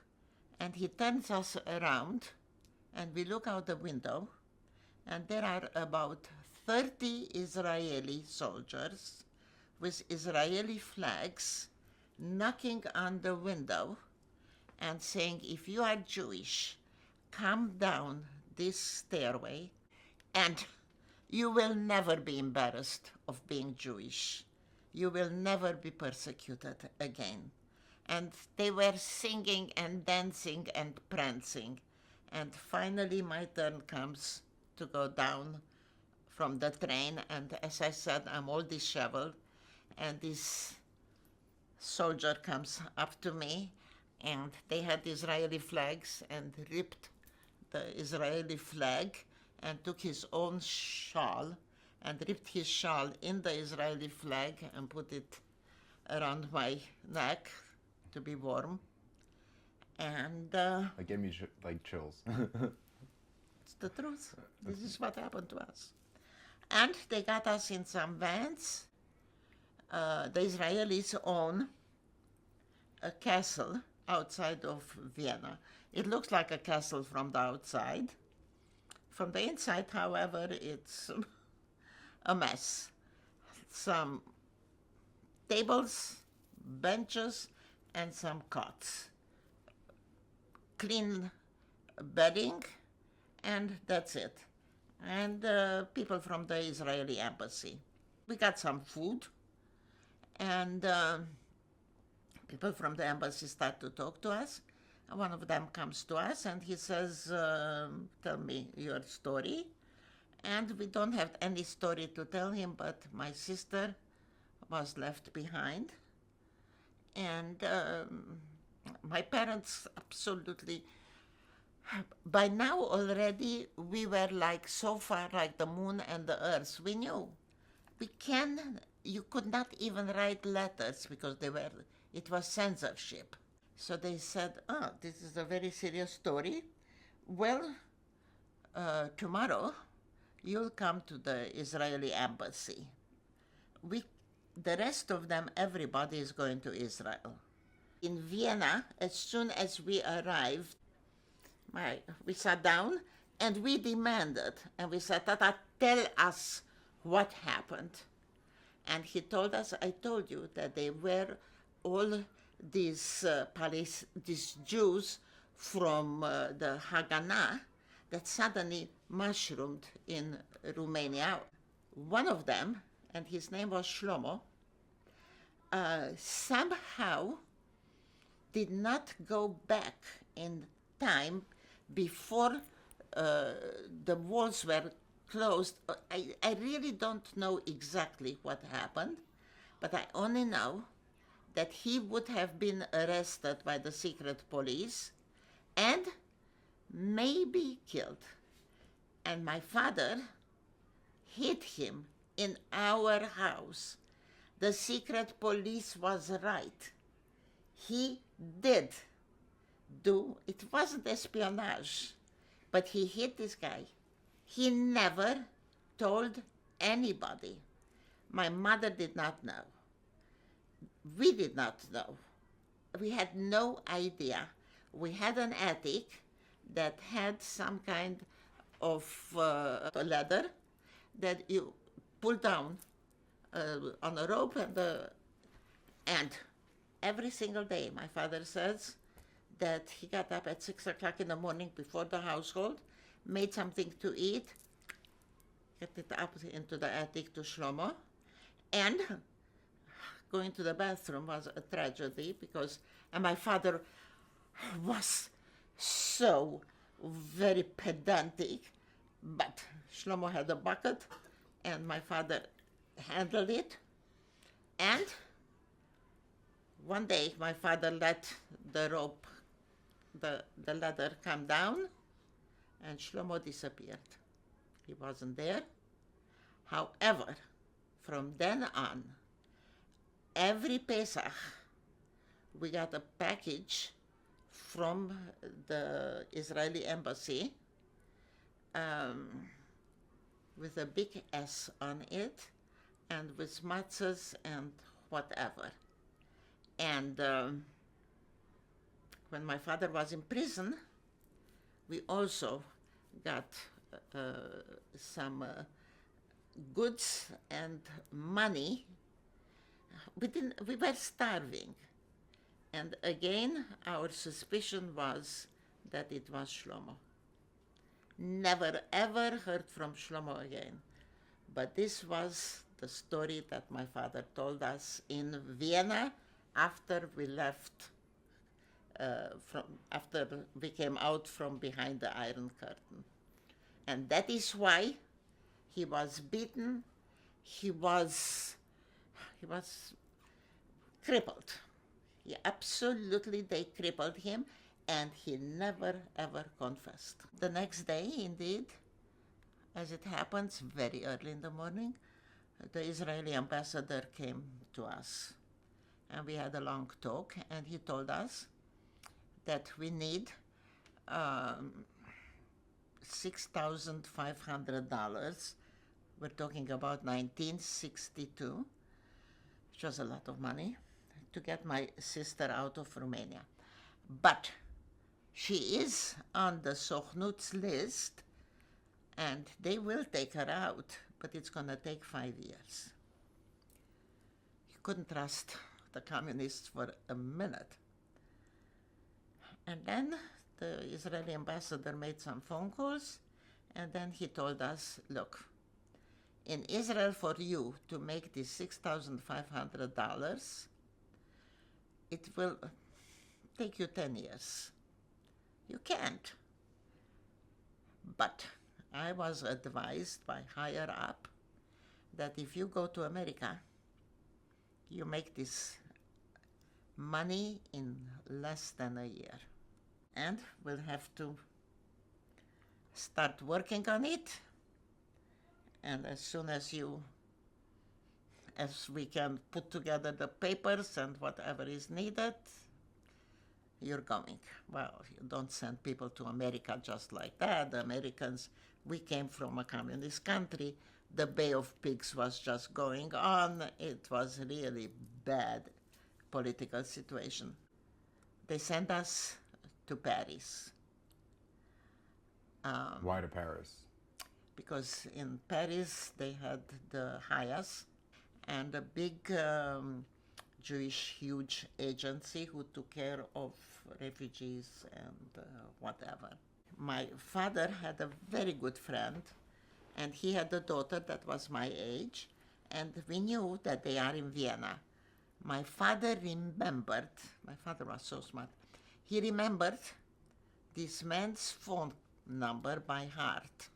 He learned it in Romania because we are not allowed to take a piece of paper out, not a picture, nothing.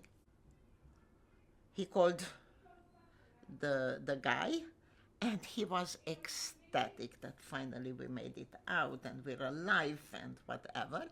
And his daughter, who was married and had a child, called me, and she said, I'll come to pick you up, and you come to my house for Shabbos. She was not religious. Anyway, and this man came to see my father. He gave us some money, and I went to my friend's house. She told me that on Saturday evening they always go out with friends. I've never been dressed like a mensch. I never looked like a person. And she gave me a black dress. She put makeup on me.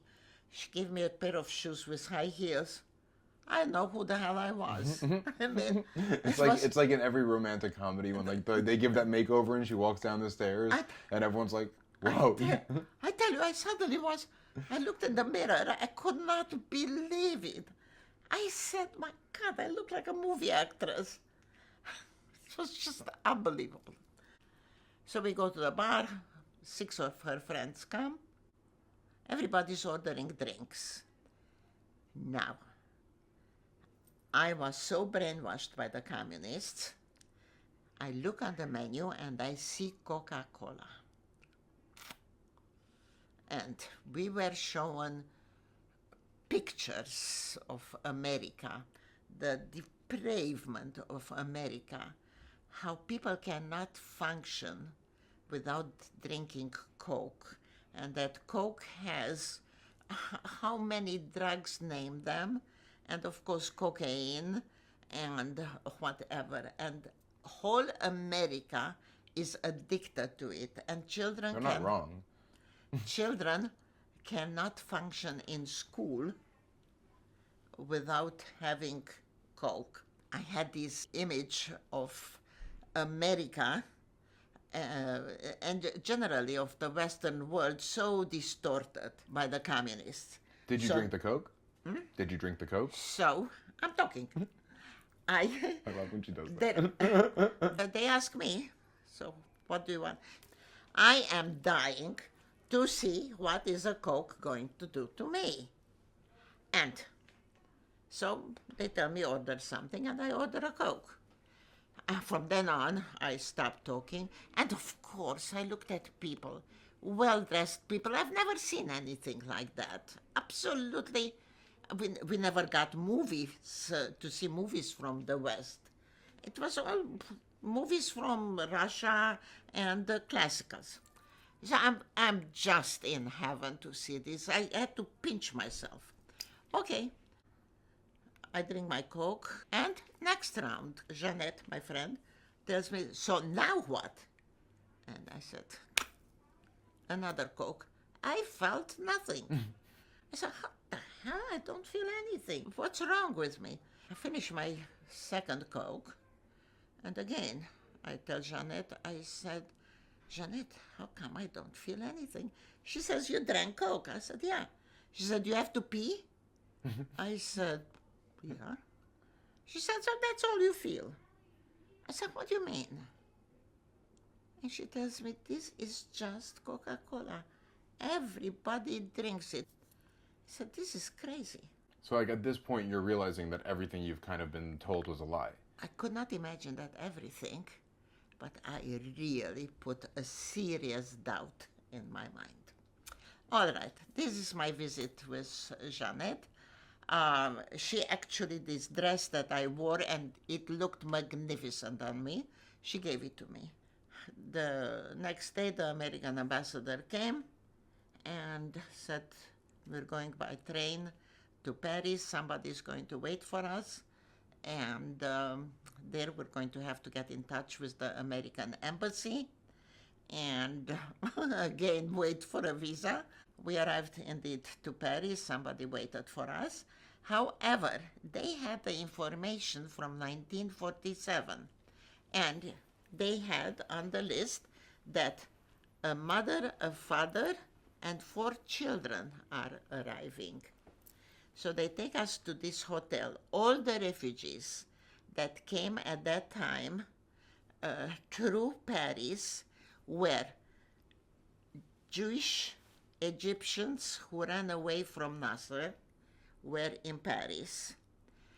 There was war in Algiers, war of independence in Algiers. All the Algerian Jews came to Paris under the Jewish agency, and any other Jewish people from all over the world who did not go through Vienna were here. So the Jewish agency had this deal with these hotels, which were a total disaster. They were hotels that were renting rooms by the hour, you understand.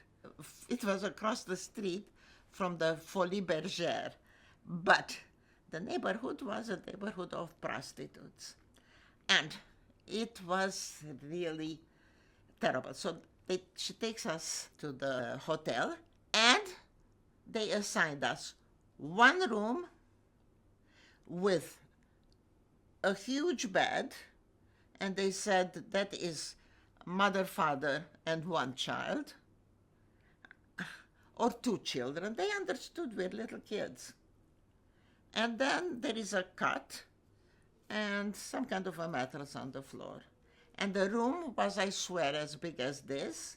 And if you ever wanted to take a shower or get washed, you would have to go to the bathhouse of the municipality where you got coupons, and the French aren't the cleanest people.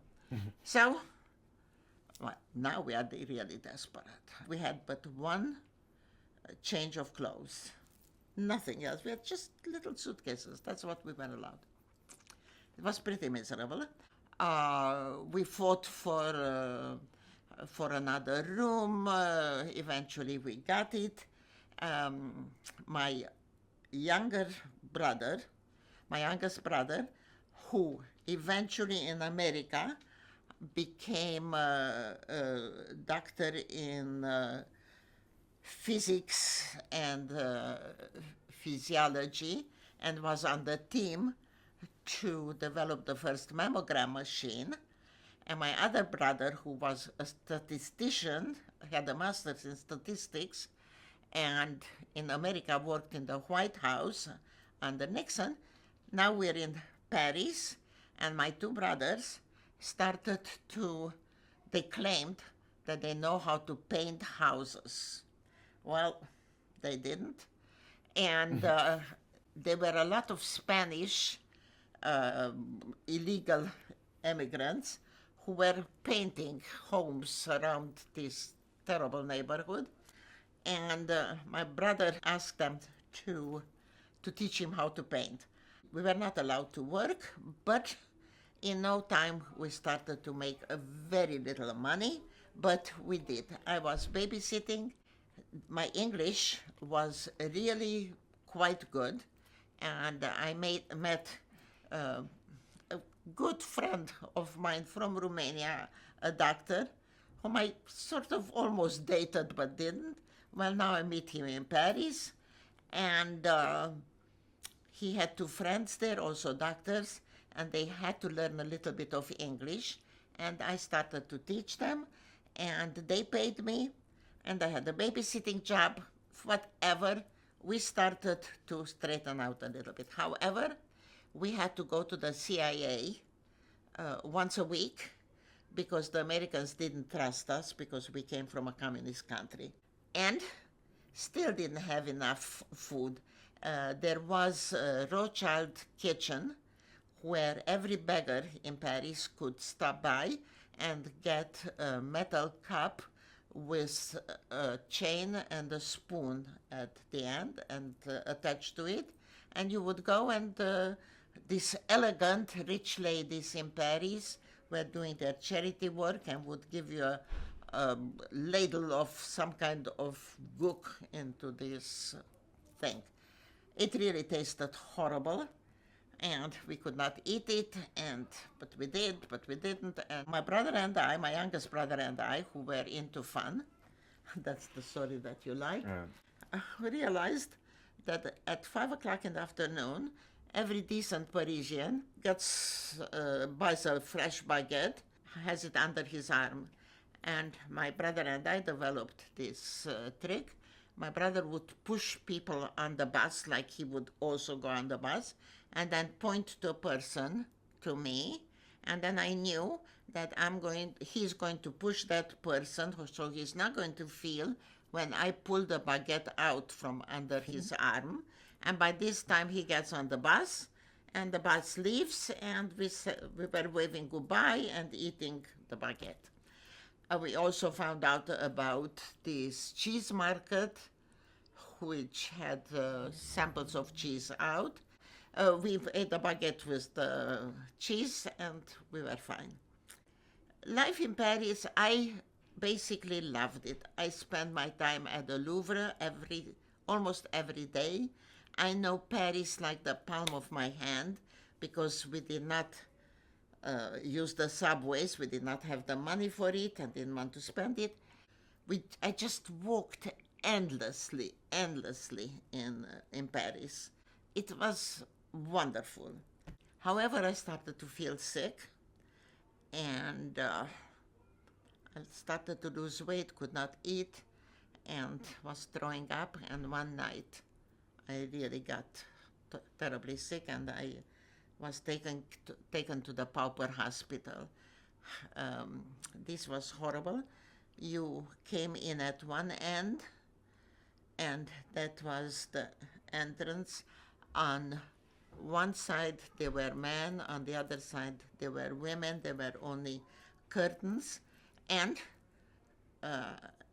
first it was the entrance, and the other, it was just a straight room, and the other end was the morgue. And every single day they rearranged your bed depending on your condition. I needed blood, but the French would not give me blood. I did not have a country. I was called apatrie in French, no country. And my father, however, went to shul, and 10 people showed up the next day and gave me blood, gave blood for me, and I got transfusions. It was a very, very dramatic, traumatic stay. In the meantime, we got the visa to go to America.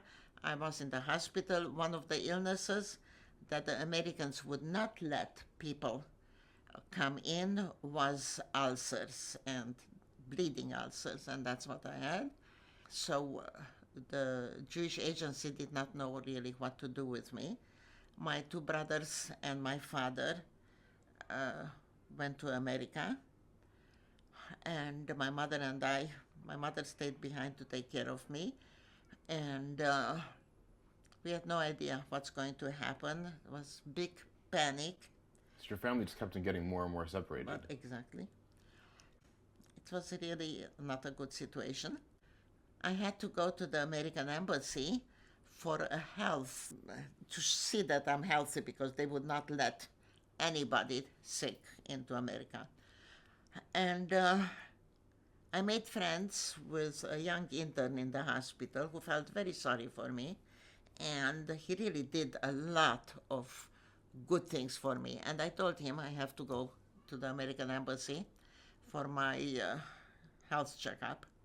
And he told me, I'm going to pump you full of blood the whole night, and you'll go. All right, I arrived there, and there were a lot of Egyptian women. They put me with the women, okay? And Egyptian women are very small, and there were some women from Algiers. All of them were Sephardi women. And compared to them, and now I shrunk, but I was kind of tall. And there were 3 American doctors, old doctors, who that's what they do. They retire and then they travel from country to country and work a little bit for the American embassies. All right. So they made us totally disrobe. Only small little underwear was left. And you had to go around in a circle, and if they noticed something wrong, one of them would get up and approach you and examine you, make you open your mouth like a horse, and whatever. And suddenly, this old doctor comes straight to me, and I am mortified, and taps me on the shoulder and tells me, "That's what we need in America. Tall, strong, healthy, beautiful women like you." I almost collapsed. I was so sick. I was so weak. And, We love the horny doctors.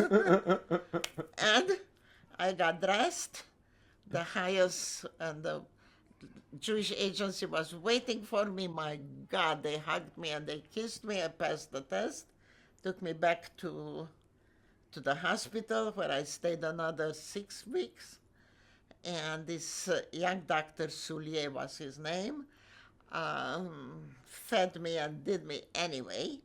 After that, I had an uncle in Paris, long story that I'm not going into.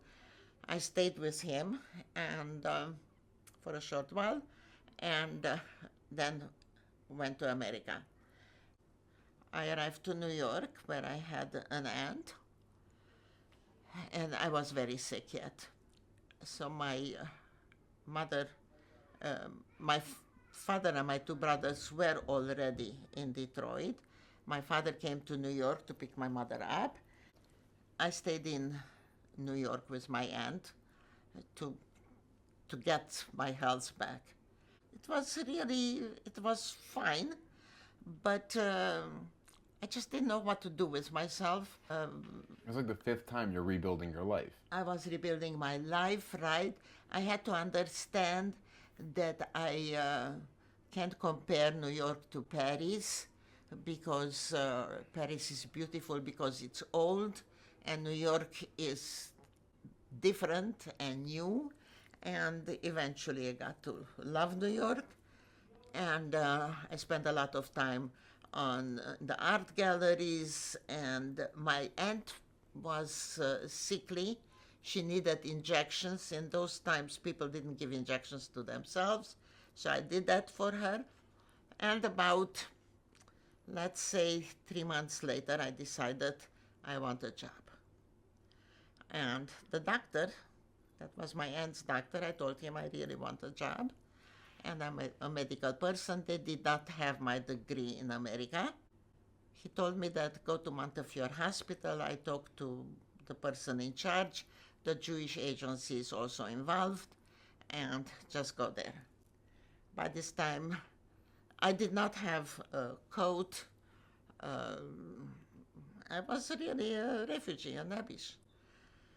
And my aunt gave me her coat. However, I arrived to Montefiore Hospital. It was raining.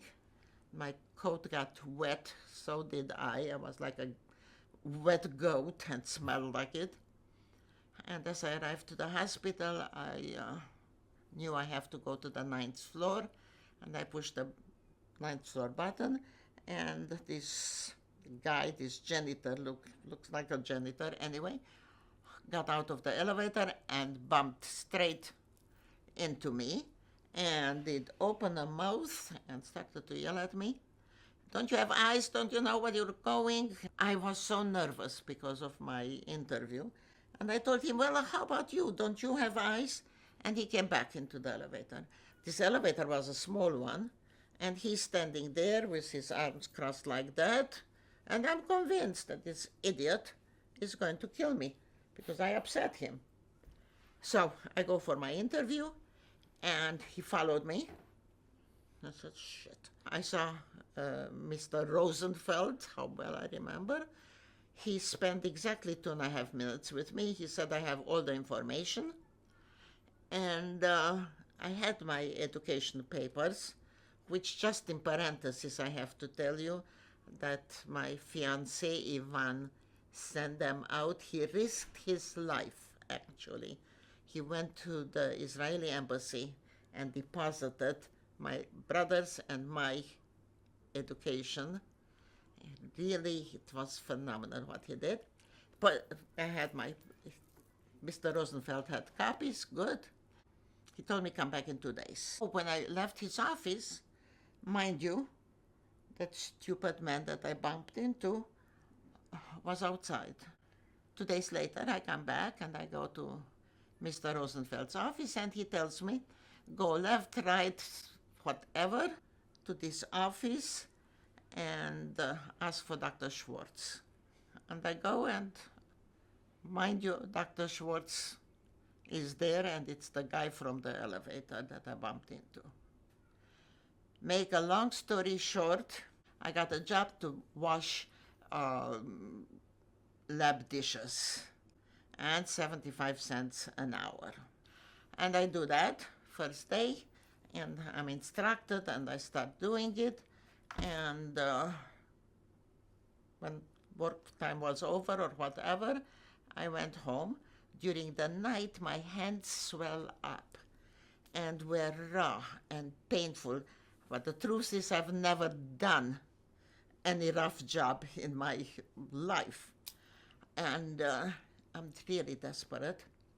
But I went back to work, of course, and I was in time. And I rode the subway. If I only would have taken a bus, it would have taken me 45 minutes less, but I did not want to spend. It was only 3 cents, but I did not want to spend that. So I went all the way, ring around the rosy, from the east side to the west side, from the IRT train to the, don't ask me. So I arrived to work, and my supervisor, the one that gave me the job, looks at my hands, and she said, oh my God, what happened to you? You can't work like that? And I said, yeah, I can. And she calls Dr. Schwartz, and Dr. Schwartz was just a resident, but he was also new anyway. But he was the one who recommended me. I didn't know that then. And then she calls the chief of pathology and dermatology, and suddenly I'm surrounded by all these doctors, and they don't know what to do with me. And they put compresses, and I could not understand it. For the life of me, I could not understand it. See, they were afraid that I am going to sue them because the supervisor who gave me the job forgot to tell me that I need to wear gloves. And I didn't. And I worked with these heavy, toxic detergents. And they affected my skin, of course. And she told that, oh my God, were they yelling at her. How could you give somebody a job and not tell her to wear gloves? So now they're afraid that I'm going to sue them. So Welcome to America. they treated me absolutely phenomenal. And at one point, Schwartz comes to me and he says, you know what a microscope is? And I said, yeah. And he said, if I show you a cell under the microscope, do you think you'll recognize it? I said, I don't know. Anyway, I did, and whatever, and I moved next, really high up. From 75 cents an hour, I got paid $1.50, and I had a job in research, bone research, and whatever. Make a long story short, got very involved with Schwartz, didn't take so long, and we started to go out. He invited me to go to the hospital cafeteria to have lunch with him. I would not go, And then he took his tray from there and would come where the average person ate. And as we were talking, I asked him one day if he's Jewish, and he said, I am an homme du monde, a man of the world. He kept on insisting that he has no country. He comes from nowhere and he goes nowhere. However, one day he started to pester me. Were you married in your life? No, I was engaged. Are you sure you were not married? No, I'm sure that. I go home and I tell my aunt, who was very religious, that if he asks me one more time if I was married or not, I'll kick him. He says, what does he want from me? And my aunt stops and she said, not only is he Jewish, he's a Cohen. And Cohens cannot marry divorced women. How did your aunt know this? Because she knew, she said, what other man would insist so much were you married or not? But she guessed. My aunt tells me, you know what? Ask him if he knows what Yom Kippur is. I said, all right. I did not know much. And I said, do you know what Yom Kippur is? And he said, what? I said, my aunt also said Kol Nidre. Do you know Kol Nidre? He said, yes, of course. It's the cello concerto by Bruch. So my aunt told me, she said, invite him and tell him he can come from Yom Kippur to the apartment where she lived, very beautiful place, and spend Yom Kippur with us. So we eat dinner. Schwartz eats like an animal because he ate on in the hospital, and this was Hungarian food, and he loved it.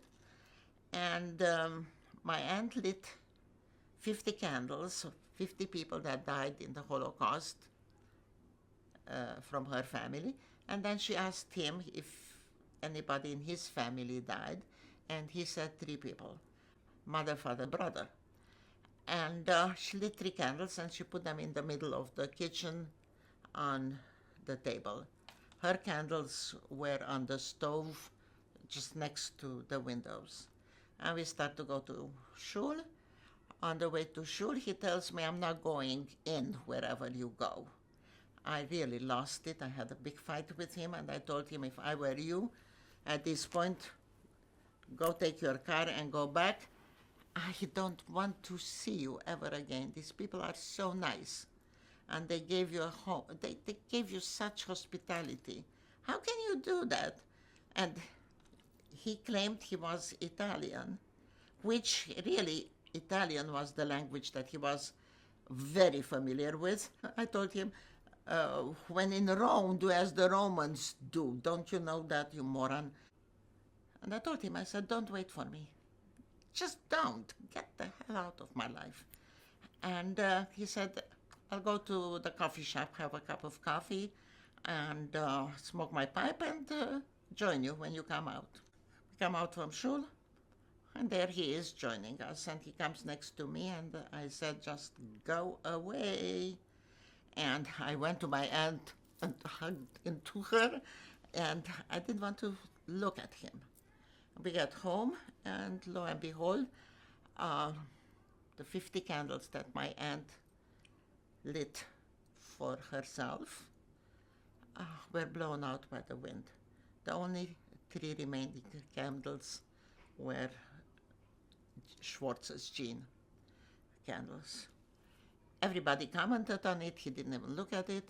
We got into the living room, talked for a while, and then my aunt said she goes to sleep. I had to go when she goes. So Schwartz comes up to me and said, after your aunt falls asleep, you come into the living room to meet with me. That we decided before that's going to happen. And I said, oh, like hell, you can go.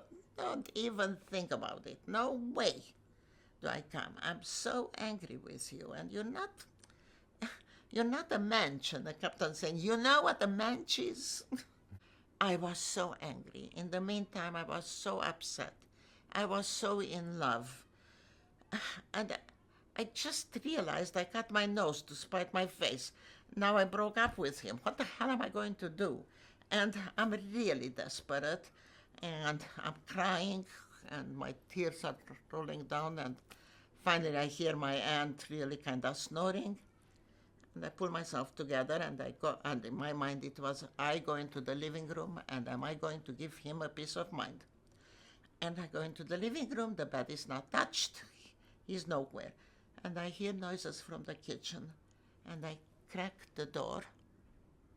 And I see him at the table, embracing the candles and sobbing like a child and speaking in Yiddish. Do you speak Yiddish? Do you speak Yiddish? Tata, Mama, Meir, ich bin allein. Ich bin alleine in der Welt. Ich will nicht mehr leben. I'm alone in the world. I don't want to live anymore. Tata, I became a doctor. It does not matter. Nothing matters anymore. I am alone. And he was just, he was a big man. The whole table was shaking. At this point, I closed the door and I went back into my bedroom, did not know what to do. Of course, I didn't sleep. And maybe 7 o'clock in the morning, I go out, and the bed is not touched, and he's nowhere. And I woke my aunt up, and she panicked like anything. And she was a very elegant lady, and she just got into her clothes really fast, and she wore a little wig, but everything was so elegant, and it came from London. And her wig was this way, and her hat was that way. She really looked like a caricature of herself. And she told me, let's go and find him. And I said, evidently, but why are you so crazy? And she said, because statistically, people who did not acknowledge the Holocaust and what happened to them, when they finally acknowledge it, they commit suicide because it's too late. They don't have anybody that is like them. In this case, so many years went by, and he just finally acknowledged it. But we can't find him. And then we walk into shul, and I spotted him right away. He was wrapped in a talus, absolutely like this, in a corner, and did not move. He was like a candle. Did not move the whole day. In the evening, when we got out of shul, he was a totally changed person. He was like jello and pale, and we made it home. And my aunt told him, I'll make a cup of coffee and cake, and then we'll eat something. And then he looked at my uncle, and he said, can you learn a blot of Gemara with me? And my aunt, they sat down. Even now, I got tears in my eyes when I say this after so many years and writing about it. And they learned this blot of Gemara. And then he came to me, and got down on a knee, and asked me to marry him. Needless to say, I said yes.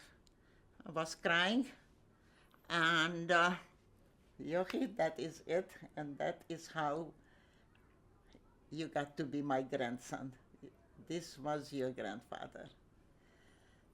Baruch Moshe Avram Schwartz. Wow. I mean, like, these are stories. Some of the things that, like, we've talked about today, I've heard before. Some of this was new. Some that I haven't heard before, and we can keep going on and on and on. But earlier, when I was telling you about how I was thinking about your life, last night, 'cause I was kind of taking notes and writing down all the things that you have been through, and we didn't even get to touch on like half of your life because you've really led such an incredible, hard, but amazing life, to say the least. I mean, I know this is just, we've only gotten to the tip of the iceberg. Exactly. But the word that kept coming to mind last night was survivor. You survived the Holocaust, you survived communism, you survived cancer multiple times, you've survived your husbands and your family members. But the word that comes to me now is resilience. And I see it in my mother, I see it in myself, 100%. I see it in our family, and this is something that I feel people always, every time I've gone to Detroit to visit you and I'll walk in a random store and anybody will see me and they'll point to me and they'll go, oh, you are Debbie Schwartz's son. But more so than that is I've noticed in the things you were saying today was there were so many times where you almost gave up. You guys almost took those cyanide pills and you almost, where you really, you like, when I was at the train station with, I was so young and I wanted the train to run me over. Because I was so desperate. Just before the miracle happened. And now here you are at 87 years old, and you live in Israel. And the other thing that stood out to me so much about the story that you shared was the thing that you were prosecuted for your whole life was being Jewish, but also the thing in which saved you over and over and over again were the Jewish people. And 100%. As much as I don't consider myself to be a religious person, the longer that I live, and especially the more that I live away, from the Jewish people. I mean, I've moved to LA. I don't live in a Jewish neighborhood. The more Jewish I feel, the more I surround myself with non-Jewish people, the more I identify as a Jew. Absolutely. The more that I eat, and coming to Israel, every time I come to Israel, immediately I just feel like I'm at home. I feel like this is where I belong. I feel like this is where we belong, and the fact that we are here now in Jerusalem, being able to kind of share this, it's hearing your story here, it's such a full circle moment, and it's genuinely been a dream come true. But being your grandson has really, really, really has been my greatest pride and joy. Like my resilience that I have in my life, which is not nearly anything that you've been through. Is really genuinely, I owe it to you. You are the matriarch of our family, and you are my greatest inspiration, and really, really, truthfully, you are my best friend. I think so. Yeah, we talk on the phone for hours about everything from nothing, talking about life, talking about relationships, back and forth. And we have here our, your great grandson who's sitting here watching. And the reason that I wanted to do this video is because there are, there are so many more generations to come, and I want them to get to know you. I want them to know you because you are literally one of a kind. Hemi, come here. Not all of your great-grandchildren and great-great-grandchildren will get to know who you are, but I want them to have this, to be able to know what a strong survivor you are. One of the nicest gifts that you gave them. And it's the gift that you gave us. Whether I'm good or not, but to know a great-grandmother, it's a big thing. It really is. Hemi, come here. Sit down for a second. Hemi, if you can ask Grandma one question, what would you like to know? What would be your question for your great-grandmother? What's your favorite place in the world? Love it. What a lovely question, and I did not know it until I made Aliyah. And it definitely is Yerushalayim. I did not know it. I did not know it at the beginning when I arrived. And maybe 6 months later, one morning I woke up and I looked out my window and I saw the bluest sky ever. It was an unusual blue. And I understood right then that I've never felt peace of mind like I felt since I arrived to Israel. I totally did not expect it. Totally did not know it. And I have to say that for me, Yerushalayim has something so very special and different, and it's nothing that I ever learned. It's only what I feel in my heart. And again, I have to say that my ancestors, my great great grandparents somehow channeled that towards me. Not everybody in the family has it, but I got it. And it's a gift. I think got. Hemi has it too. Probably yes. Really, really quickly to end things here. I just have like a couple of like rapid fire questions just to really at the end. So we talked about God. Do you believe in God after everything that you've been through and the way in which like you've seen life? I did not until I came to Israel. Absolutely, I made fun of the believing God. However, and this happened 2 years ago on Yom Kippur, I was in shul, and I said, why am I doing this? And why am I doing whatever I am doing? Everything that my grandmother did. And then I realized, oh my God, there it is. I am doing what my great parents did.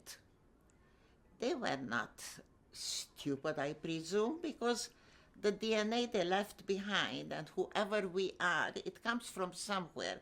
And most of our family are really very successful people. But then these great great grandparents did the same thing I have been doing because their great great grandparents did it. Who knows how far we can go back? And then also a big change happened in my life when Gershi was bar mitzvah. Before I got married to my husband, we decided not to have children. We were too old, we were too damaged, and he told me everybody he loves dies.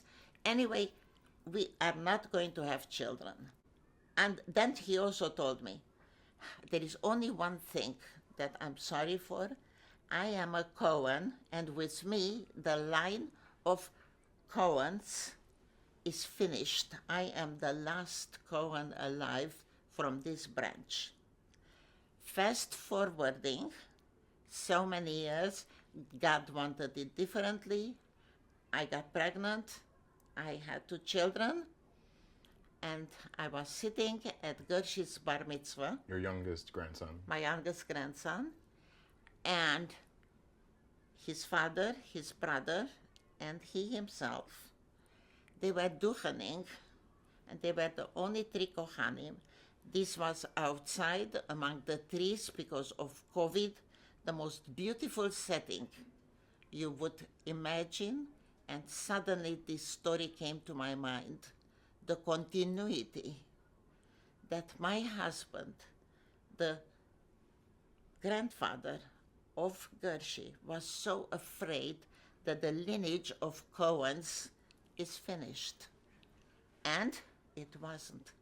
Here they are, the 3 Cohens that are continuing. So if you as a Cohen can trace back your kingship or whoever you are, that means that somebody witnessed something, a miracle, that made us stick to whoever we are. And it is a superpower. It is somebody that is so powerful. For me, that is my God. It's not an old man sitting in a chair. It is a force, a huge, big, strong force that organizes our lives. If you could ask God one question, what would it be? Like, what would be the first question you would ask God? Or what would you want to say? Why? Why what? Just why? And lastly, do you have any regrets in your life? Yeah. And you do? You would, there are things in your life that you would change? If you would do things differently? The biggest regret I have in my life is, for me, having my 2 children was one of the biggest miracles in the world. And I would love to go through one more times, or as many times as possible, through the pain of giving birth, of giving life. I swear by God, I delivered my children naturally. And it was agonizing pain. I felt my brains and my whole being is going to explode. And I loved it and enjoyed it, because I knew that at that time, in that split moment, I am unique. It's only me and that powerful source. And lastly, what would you want to say to anybody watching this, to the young people, to anybody out there? Like, what is your closing message to the people, to anybody who finds inspiration from you in any way? What would you want to tell anybody? What is your message? The biggest message is, don't be fooled by love. Don't let love guide your life. Love is such a huge concept. The only true, real love that exists in life is between parents and child. And number 2, don't ever mistake love and like. It is I found it one of the most difficult things in my life, was people that I was very close to, and I loved them dearly, but I didn't like them. And it happened the other way around too. Grandma, thank you from the bottom of my heart for doing this for me. This has been genuinely a dream come true. I have to tell you that this last question really did it to me, talking about Jerusalem.